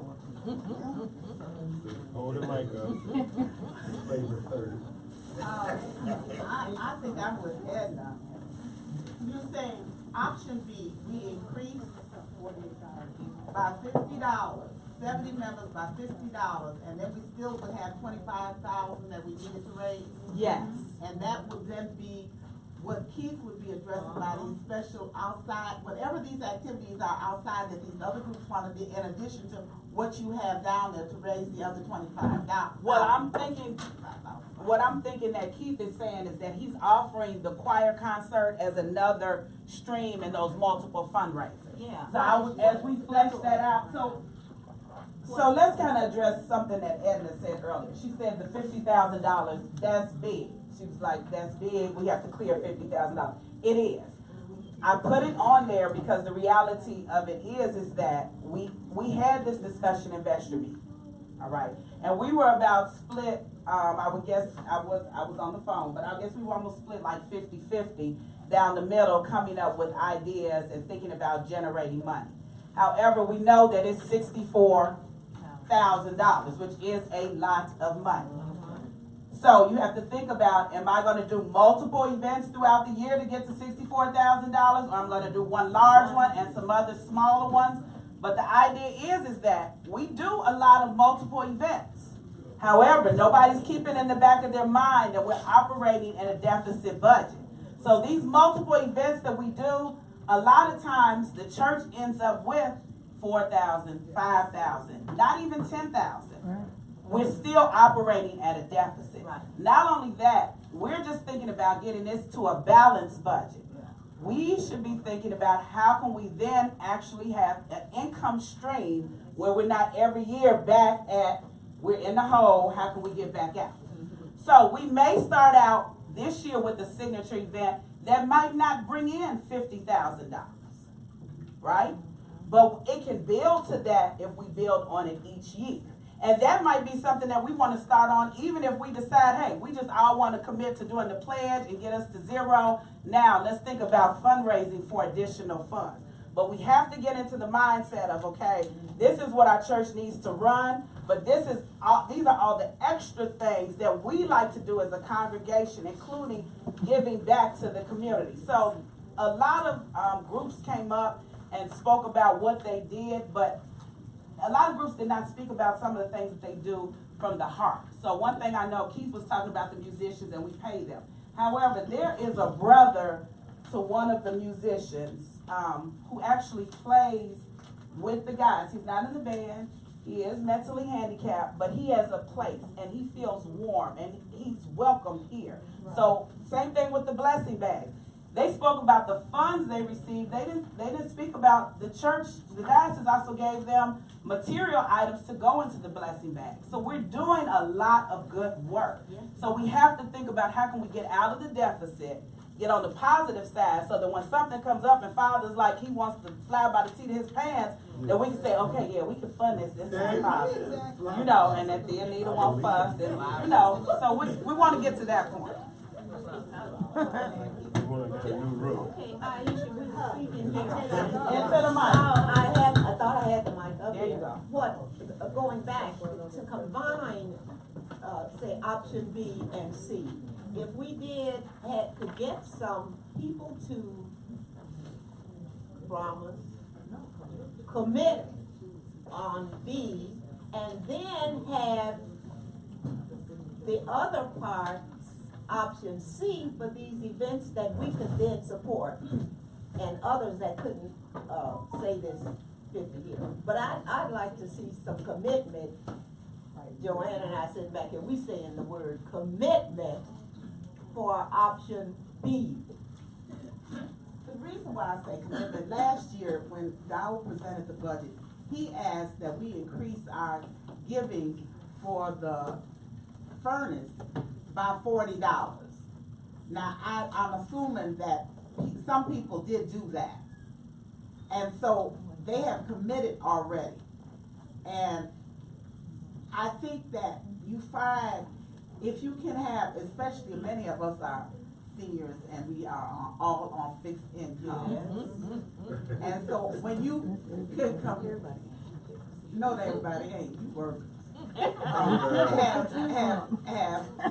You can budget your giving based upon what the church expectations are.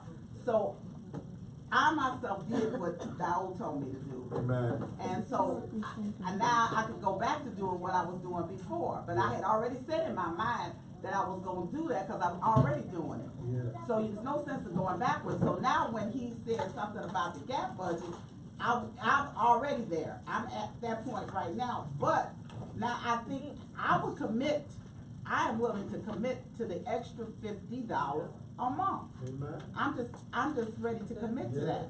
Yeah. So I think that, yeah, but I think other people, you can get a commitment for that. Okay, so one thing that did come up in vestry, okay, I'm gonna go to you, Malik. One thing that came up, come up, Malik, so they can see some young people.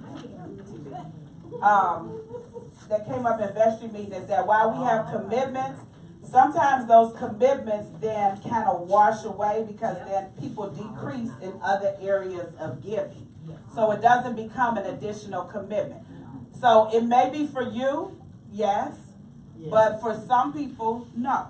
So it kind of depends. So what happens is when we still look at the budget at the end, it's a deficit. We made up the funds, but where do we make them up from and how do we go back now repaying ourselves and getting to that point where we're not operating at a deficit? Amen. All right, so what now is recently brought to my attention by the Porter's Son is like you use your resources that you have in hand. It's like you use the free stuff that's in front of you to make money. So we have the church, we have all of these tables, chairs in the parish house, and we have so many youth that want to be like artists and stuff. And we have youth in our own church that want to be artists, like Brittany and LaRon and them. So it's like we can have events, monthly events, where we collect artists throughout Chicago and put them in the parish house, whereas instead of having one artist rent out the parish house, we can have multiple artists just have a big event where they can collab, and we take 20% off everything that they sell. So that way we can make money, and they also make money, and their names get out there, and our church also gets out there to the youth, and the youth also, like, we get more new youth coming in. Amen. Amen.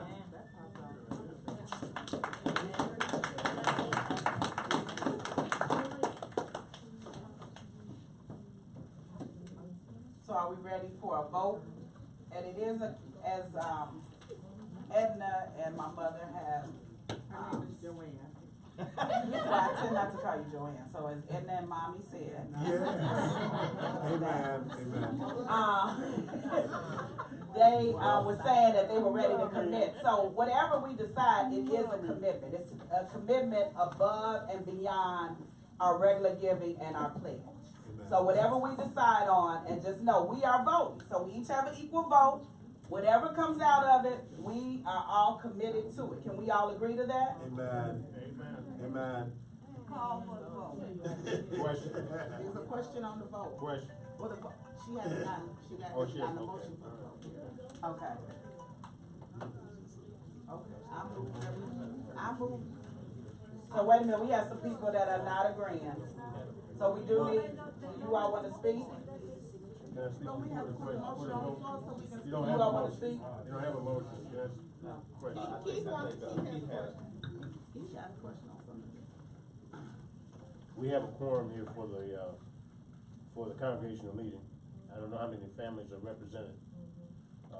How do we include those who are not here in what we're about to do? Or is that of a concern, immediate concern for what we Yeah, what's decided, of course, will have to be publicized, and information will have to be sent out about it. And so that information will be distributed to all the members of the church.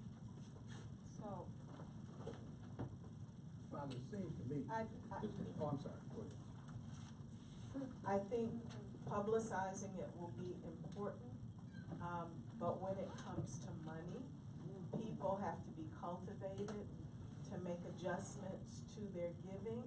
So even though we decided here, and even though they should be here to be a part of that decision, I don't know that we will be able to guarantee 70 unless some additional work goes into sharing with those folks what the vote was and encouraging their participation.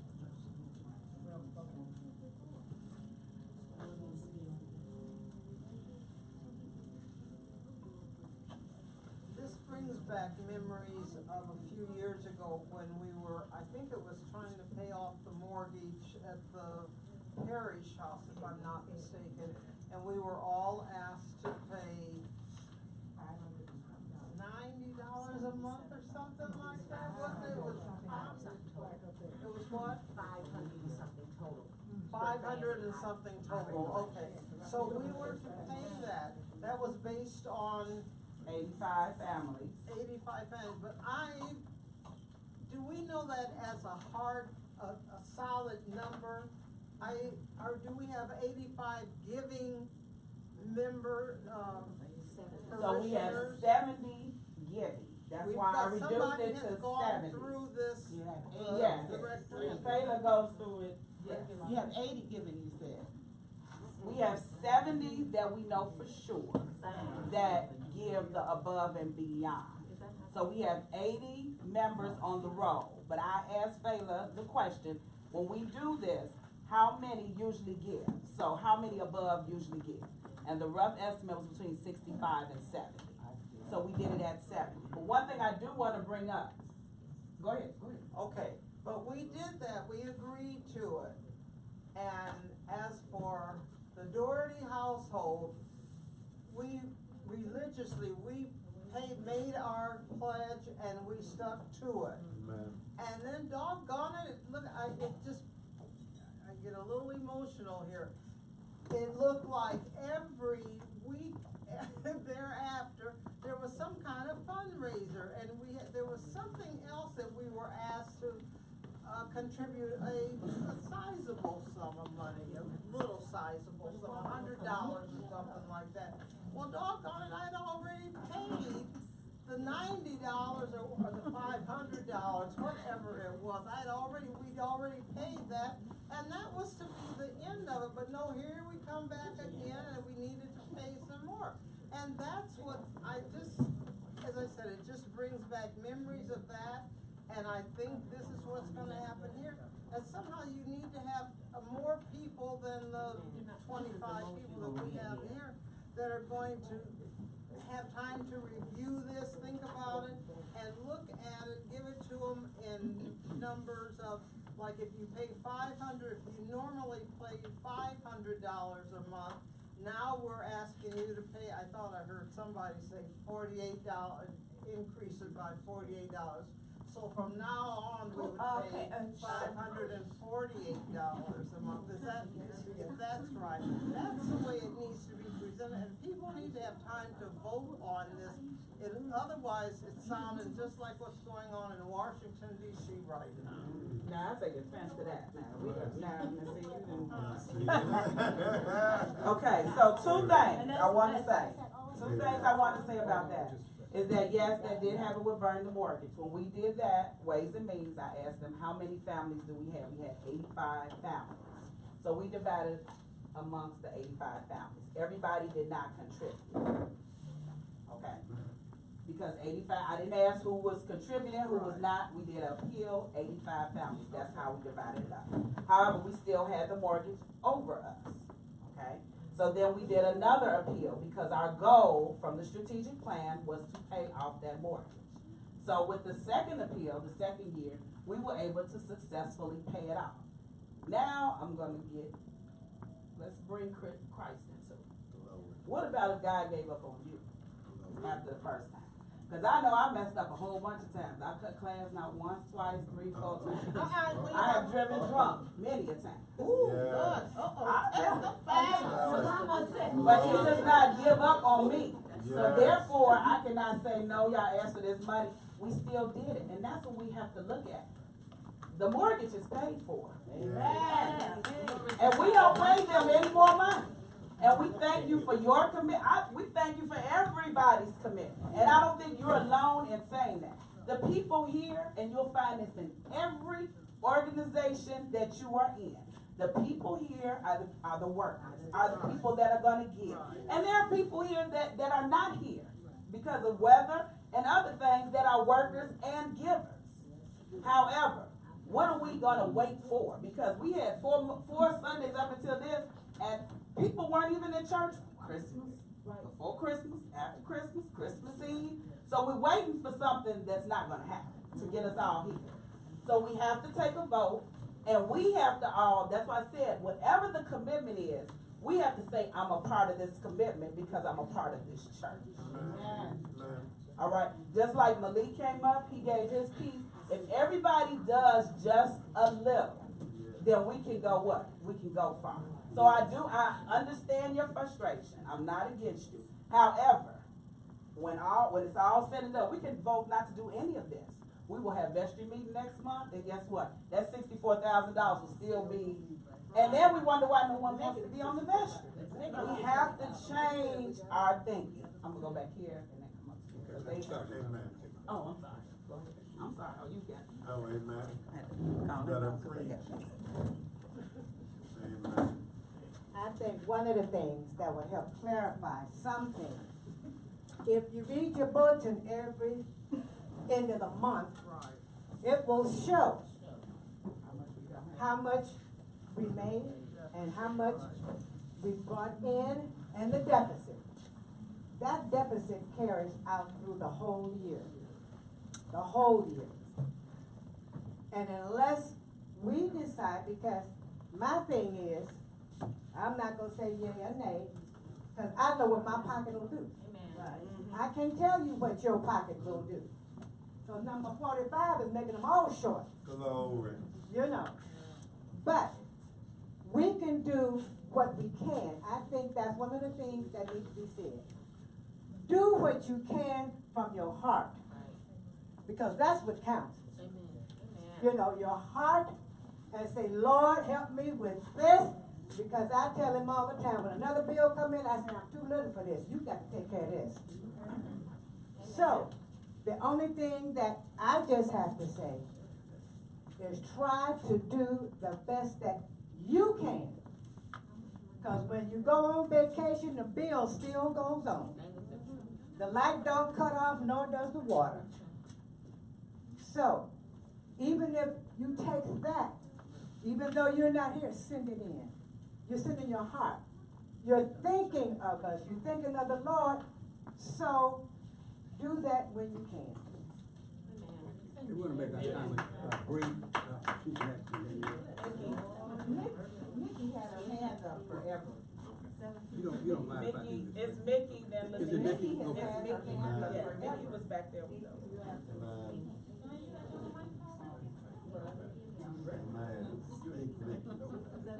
Thank you very much.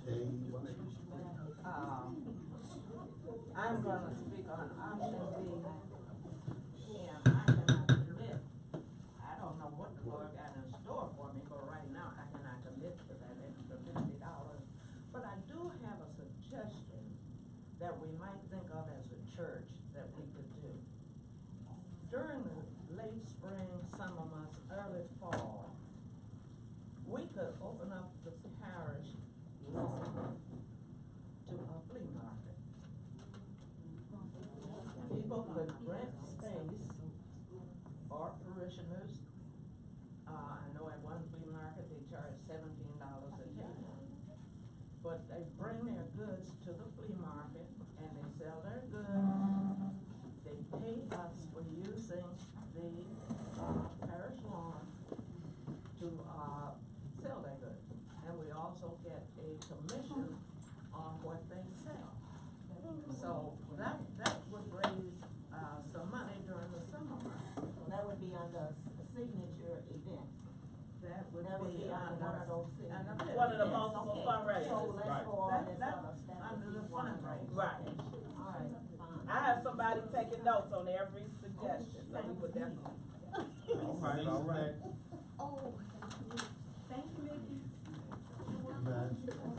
So, just like at your house, when the refrigerator gets empty, when you eat up all the food, you have to go to the grocery store and spend some more money and replenish it. When the gas runs out your car, you gotta go by mobile and put some more gas in it to keep it functioning. And the body of Christ is the same. We have to keep filling it up. So I personally have been at this church for 55 years. Glory. And so my checkbook is in my hand. How much was that deficit? $64,229. Right. Okay, then I'll write a check for $1,200 and make it $6,300. Oh, amen.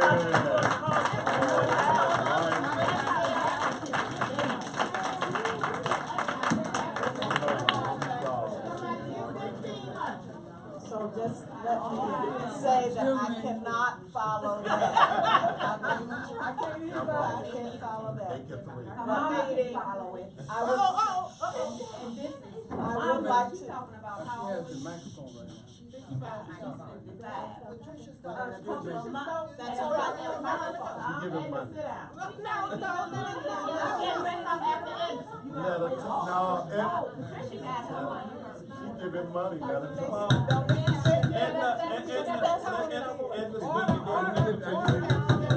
Order.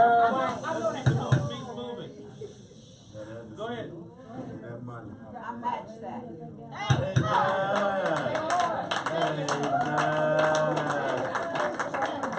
Thank you so much. Once again, don't have that expectation. I'm wondering though, that with whatever amount we're left to raise, is it possible for people to commit it right? if they're gonna do the extra 50 a month, can they commit that? I'd like to move A that formal we, commitment. accept, Patricia's, I have a proposal. I'd like to move that we accept Patricia's suggestion. Okay, is that, did you make a motion? I didn't make a motion. I'm making that I was making a suggestion. I'm making a motion that we accept Patricia's suggestion. Making a motion. Okay, so there's a motion on the Yes. floor. So One meeting. So you move I move. that we accept Patricia's suggestion, but in the event that we decide on one of these options, is that what you're saying? That's correct. Because we haven't decided on any option. Well, her suggestion is that we, extend this in writing, that we do some other. There's no way to know what people's commitments are and how we balance that against what the need is unless that commitment is in writing. Right. Yeah. It can be from the heart, Yeah. but it also needs to be on paper. Preferably a check. Okay. There's a motion on the floor. Was there a second to that motion? I didn't hear one. Is there a second to? Question, second. Okay. So it's been moved and second, it's been moved and seconded. You have a question? Yeah, I do. Because isn't that the same thing that the plans are for? When people make the schedule? It's a different question. It is. I know it's different, but I think, same results come out of that. what is for a different purpose. So you have your pledge commitment, and then what she's asking is that we have something in writing to state what the commitment is above your pledge. Or if you want to increase your pledge, then you would, it's just so we could have a way to account for what we still have to cover. If 70 people don't increase by $50 a month, we need to know that in order to plan for how we cover the deficit. Good point. So it's been moved and seconded that we make sure that in whichever plan is adopted, that we add on to that the necessity of a written commitment for that plan, for those participating. We've got to move on the motion that's been. I think it's moved and seconded. Yes. We ready to vote? Yes. And then,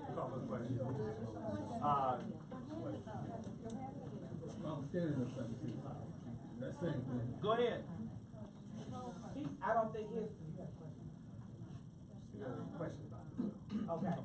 So that'll be germane to the motion. Yeah, is there a Anything question? germane to the Yes. motion now. Germane to the motion right here. Question. I just wanna know, is that motion, is that suggestion that is, has been made a motion? Is that something that is supposed to be publicized, or is that, how is that? It was made a motion. It was No, made a motion. My question is that to be publicized? Well, right now, it's the logistics of how we, whatever That we was decide, just we'll sign. Because I don't wanna have publicized. Oh, no, you mean publicized, no, your pledge forms are private, we will have numbers, but, I mean, we will know how many people made such and such commitment, but no, it wouldn't have your. It would go to the people treasurer, would just know. like your pledge Yeah. forms would, so that then we would Right. know what the Yeah. numbers are we're working with. Right, yeah. Any more questions regarding the motion? Regarding the motion. Okay. Right here. Millicent. Does the motion, does the motion contain an option for a either or a new piece of paper or adding it on to your pledge? I think that's important. I guess it would be, unless you wanna be very specific about that and amend the motion, I think so, but I think my prevailing thought is that if there's a separate sheet of paper that you would be specifically for this particular, Ways and Means campaign, that would be outside of what you determine to give. Even if it's given, if you're saying, I'm gonna pledge more per month, this is that gap that you're filling with that particular pledge. I think it would be best for us, because then we'll know, who's, how many people are giving, what amount over. So it would end up being a second pledge? Yes. Okay, Yeah. I needed that clarification. Yeah. A second pledge, Any other not unready? contract. I just got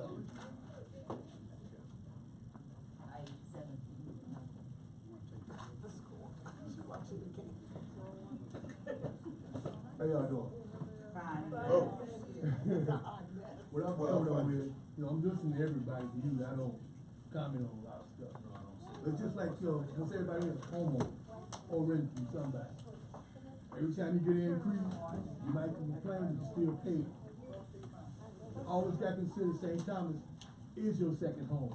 Yeah. And Father Sermon, yes. Father Sermon, you pay attention. The sermon's based on what we're talking about right now. Because we watch it, you will come one day, you can come to that door, it's gonna be locked, and it's not here. So, every time you get a chance to keep this door open, I don't care if it's $1 a month, it's your dollar. It still matters. Yeah. Keep this church going, keep it in mind. Because, hey, I've been here since I was 13, I'm gonna continue till I'm gone. Amen. Bless everybody in this room. Amen. Ready for the question? Yes. All in favor? Please restate the motion. The motion, the motion as stated and seconded. You wanna restate it? Go ahead. I don't wanna restate it. Okay. The motion as stated and seconded is that, there would be a separate, written form that details, each commitment to fill this space gap, or this ways and means, plan, A, B, or C, or whatever it is, that we decide to implement. There'll be a written commitment attached to that, so that we'll be able to know, what to expect. Okay?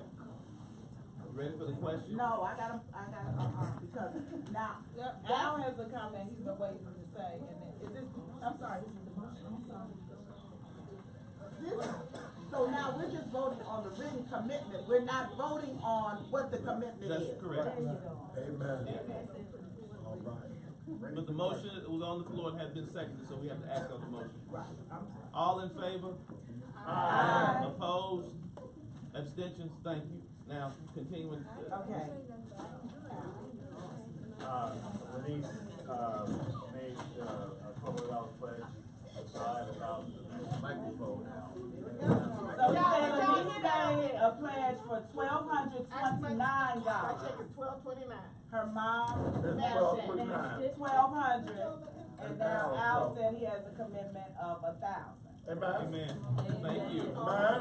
I just gave you I'm keeping track of the numbers. Right. At this point, we need to, you've seen the proposals. Are you ready to vote on these proposals, or do you, or not? Guess the question. I'm ready to Is there, I'm sorry. So what's the proposal that we make a written statement of what we are going to give to offset the deficit, or increase our pledges? No, what just passed was that whatever we decide, there'll be a written commitment. Now we have to decide on A, B, or C. Isn't that three? Right. So is there a motion in favor of any one of these, or do we need to vote on them separately? Okay. I move that we, adopt option B, and ask for 70 parishioners to increase their pledge by $50 a month, and then have, some signature events or whatever fundraising events that will, allow for the additional $25,000. So you've made a motion that we accept option B. Is there a second? My question? Yes. My question is, if you vote on your particular suggestion, $50 a month, there may be some people who want to contribute $1,000 or $100 per month.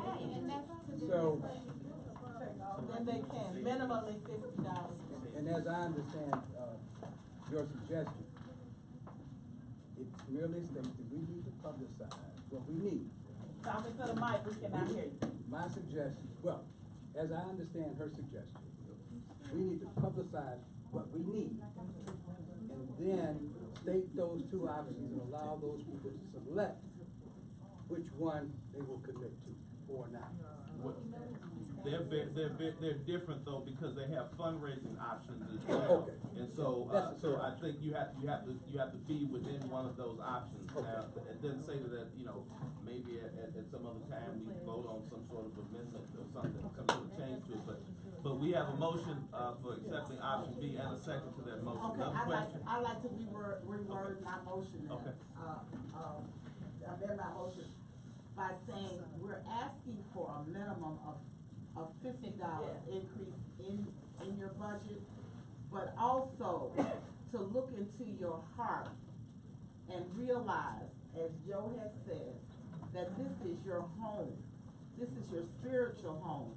And expenses go up in your spiritual home as they do at the home where you reside. And to realize that we're not asking people to give any more than they feel in their heart that they can give. But for those of us that can, we're asking you to please do so. That's my motion. So the person who seconded that motion, do you accept that change? Second. Is that change acceptable to you? I don't understand what The change is that the donation be a minimum of at least $50. It could be more. Okay? No, we don't want more. Okay, all right. So we have a motion on the floor that's been amended. Are you ready to vote? Anybody got questions? Yeah. I didn't have, I had a comment in that, since we do have a quorum, whatever we are allowed to vote, and that vote would be carried, and then we could inform the rest of the congregation as to what that vote was today. But we do have a quorum, so we can vote. Yeah, thank you. All those in favor of the motion? Aye. Opposed? Abstentions. Thank you very much. Thank you everybody for your generosity, your willingness to step up. So just to clarify, because Muriel just asked me a question. So for those people that gave, well, what happened is that they've already now given their $572.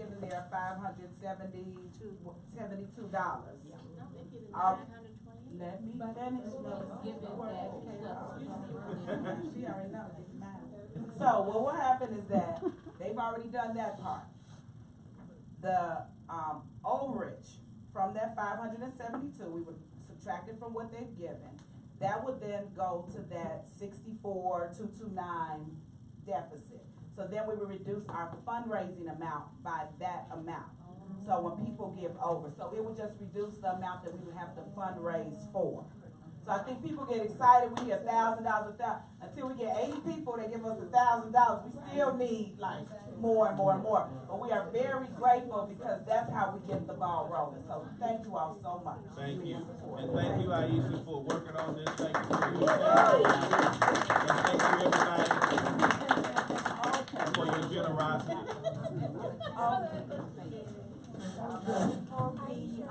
Conclude this aspect, I want you to be aware of the fact that there have been 2 additional commitments from 2 parishioners who have, one being anonymous and one perhaps having shared it with others here in the room. 2 additional. So we've got the Sanders, we've got Orndorff, we've got 2 other folks. Thank you. Cheryl Gaines. Oh, and our rector, an additional person. Thank you. Yes. Okay, now, this is where the third table ministry is coming in.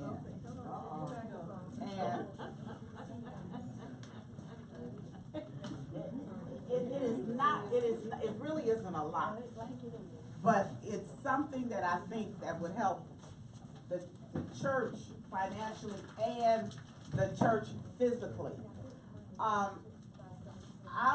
We were told, or knowledge was given that tablecloths were available at a very, very reasonable price, and they were bought by Patricia Stokes for our Black Nativity program, although they they came late. They're cloth tablecloths, they came late, and they were purple. But they're nice, they're very nice. And I thought that we are always using these plastic tablecloths, even though they're dollars add up. So I thought that we as a congregation might be interested in buying tablecloths for this room in the liturgical colors that anybody could use. The only responsibility they have is they use them, they take them, and they wash them. They are polyester, so they wash and dry without any problem. So the third.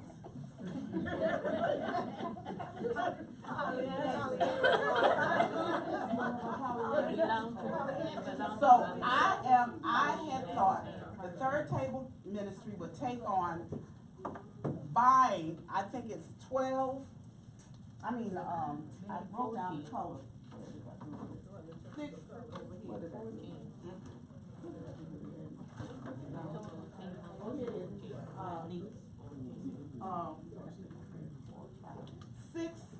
Six colors. That's a little more than what we need because we already have purple. But the colors would be, of course, red, green, white, pink, yellow for a springtime color, and gold for a fall color. What we're asking is the tablecloths would be $10, and your name would go on a plaque saying you contributed to the third tablecloth.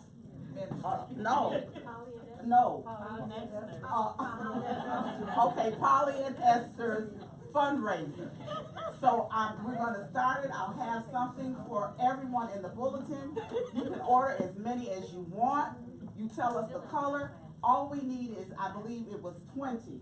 And somebody could tell me if that's not the right number, Angel. But, yeah, for in here, for these banquet tables. So you're asking us to do what with the third table? What are you asking us to do? We're asking you to commit to buying a tablecloth or tablecloths, and we're going to get them to use whatever these folks want to use them. Nobody, the St. Thomas owns them, not nobody in particular. Third table will not own these tablecloths. So yes, about 20. And so it's 20. So we need 20 of each color. Joanne, is it possible that you can also include round tablecloths for the 1, 2, 3, 4, 5 of the high boys that we have? Certainly, how many? But you just need to tell me the size and how many. And of course, yes. Okay. Yes, but they're going to be $10, and from that you're going to get a tablecloth. But the church is also going to be able to get some funds. Do we get to drink? No, you don't. I'm tell you, Father has something.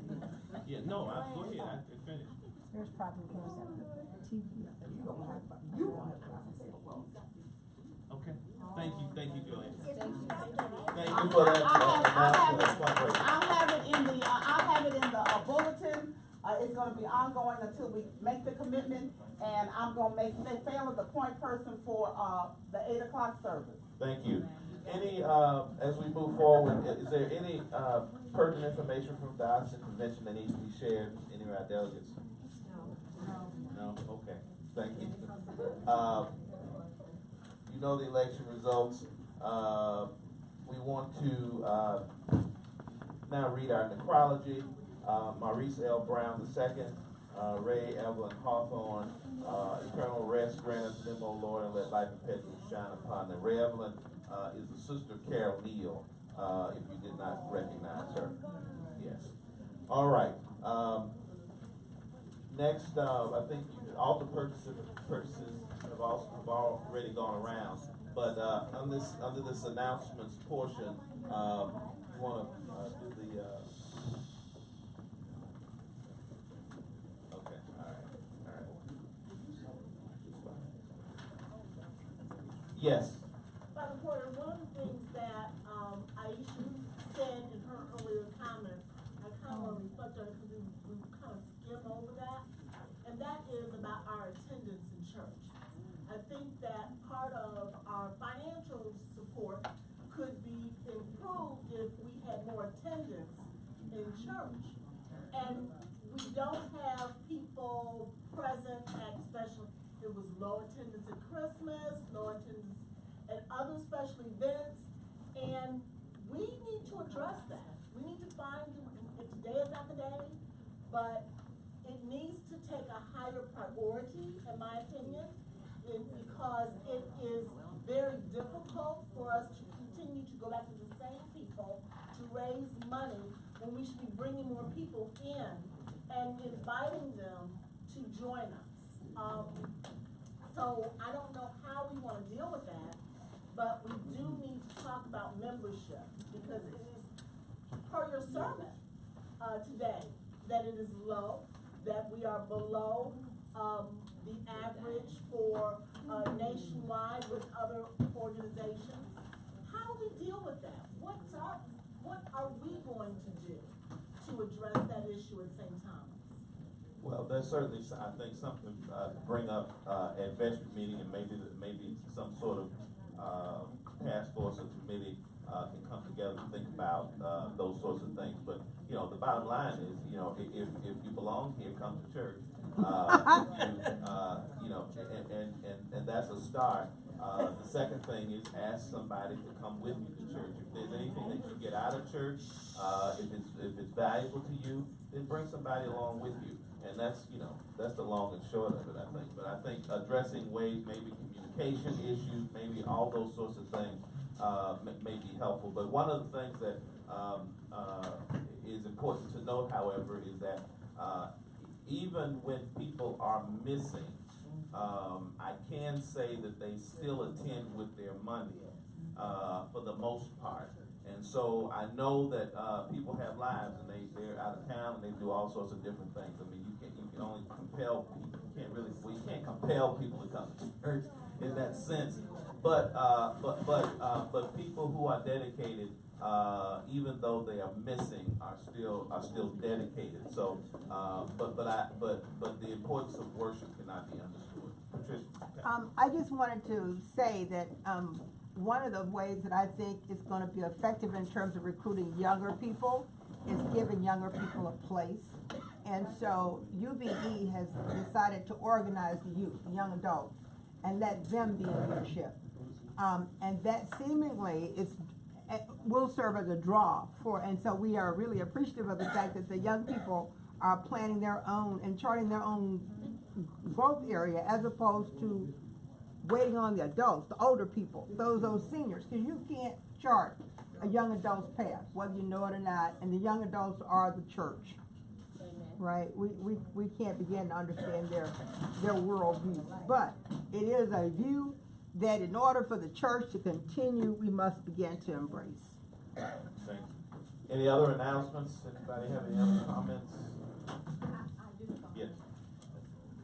We have got some commitments and pledges, as well as some paid donations towards our altar supplies, but we are quite deficient in many of the categories. You will see the listing in the bulletin, and you will have ample opportunity to donate towards the altar supplies over the next month or so. Thank you much. Thank you. Yes. How come we can't do it like we used to do it? I think you better at least do that, at least announce who all gave. Don't know what's needed. I never saw the sheet, and I'm lazy, I wasn't gonna read through all that anyway. Oh, okay. I thought the sheet went around. I think you should, baby.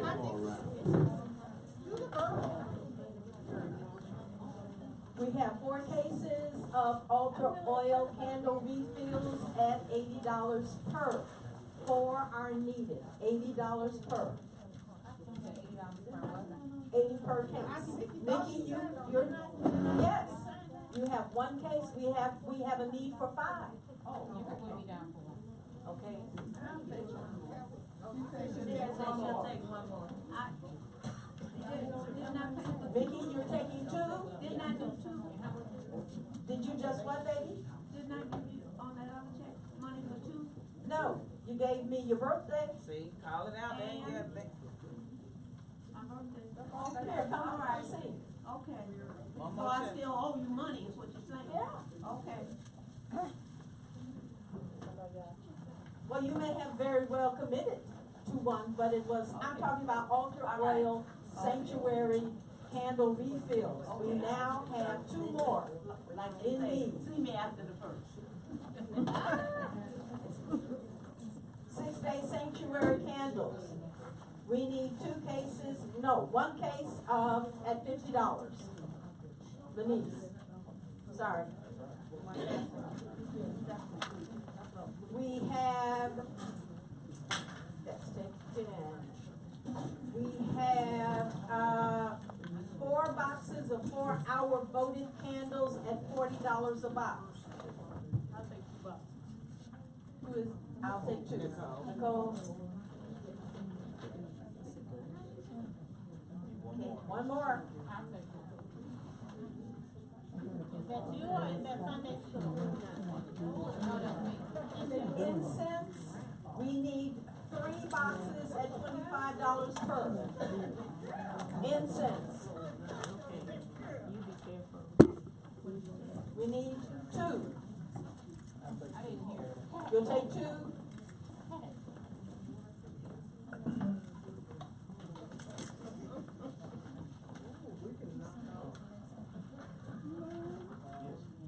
We need 5 boxes, 5 bags of communion host wafers at $10 per bag.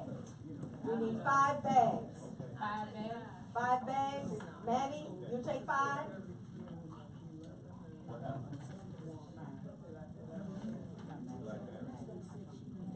We need 1 bag of priest wafers at $5 a bag. Smith?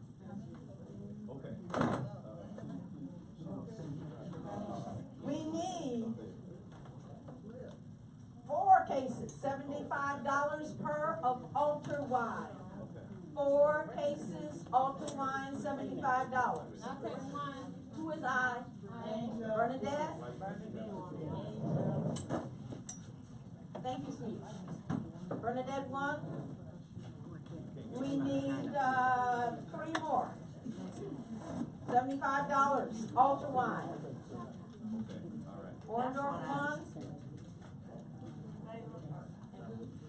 Dawood 2. I didn't hear it.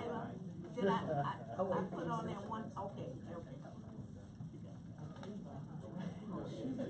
We need 3 bags of, well, we need 3 linen purificators at $15 each. 3 purificators at $15 each. You want 1 or 2? 1? Okay.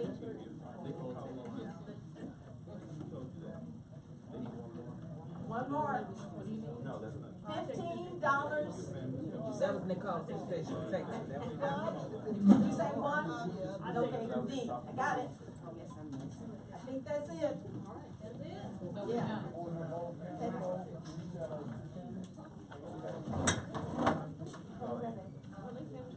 I still need altar candle refills. Case, we need 2 cases at $80 each.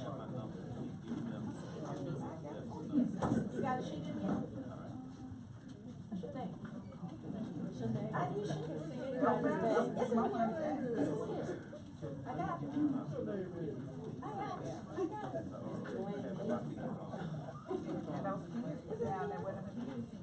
down that name, you make sure you go to the kids. You hear me? Go to the kids. Right, those children.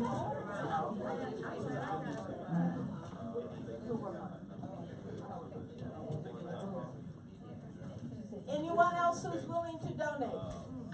Because we can always find a place for you. Thank you so much.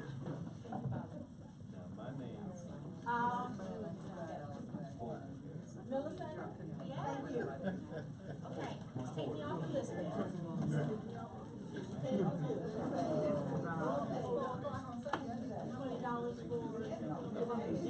other additional donations? How much is for what? Okay, you have 15, or did you say 50? 15, 1 5. 1 5. Let me try. I'm just checking. I know. I'm gonna try. So, and that's the 1 5. Alright, okay, but anything else? We have 2 cases at 80. get those taken care of. You take some altar wine. And now you know you get some.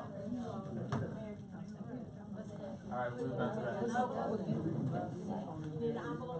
The Lord be with you. And also with you. God, we thank you for this time together as we did your business here at St. Thomas. We ask you to be with us now and continue to bless us as we go forward into 2019. Show yourself to us in many, many ways in all the faces of our ministry as you have done in the past. Sustain us even when it seems like there's not much here, that you continue to sustain us and strengthen us and give us everything that we need. Bless all those who are here, bless their families, those that they love, bless those who would want to be here but could not come. Give them all safe travel home and bring them back to this place at their appointed time.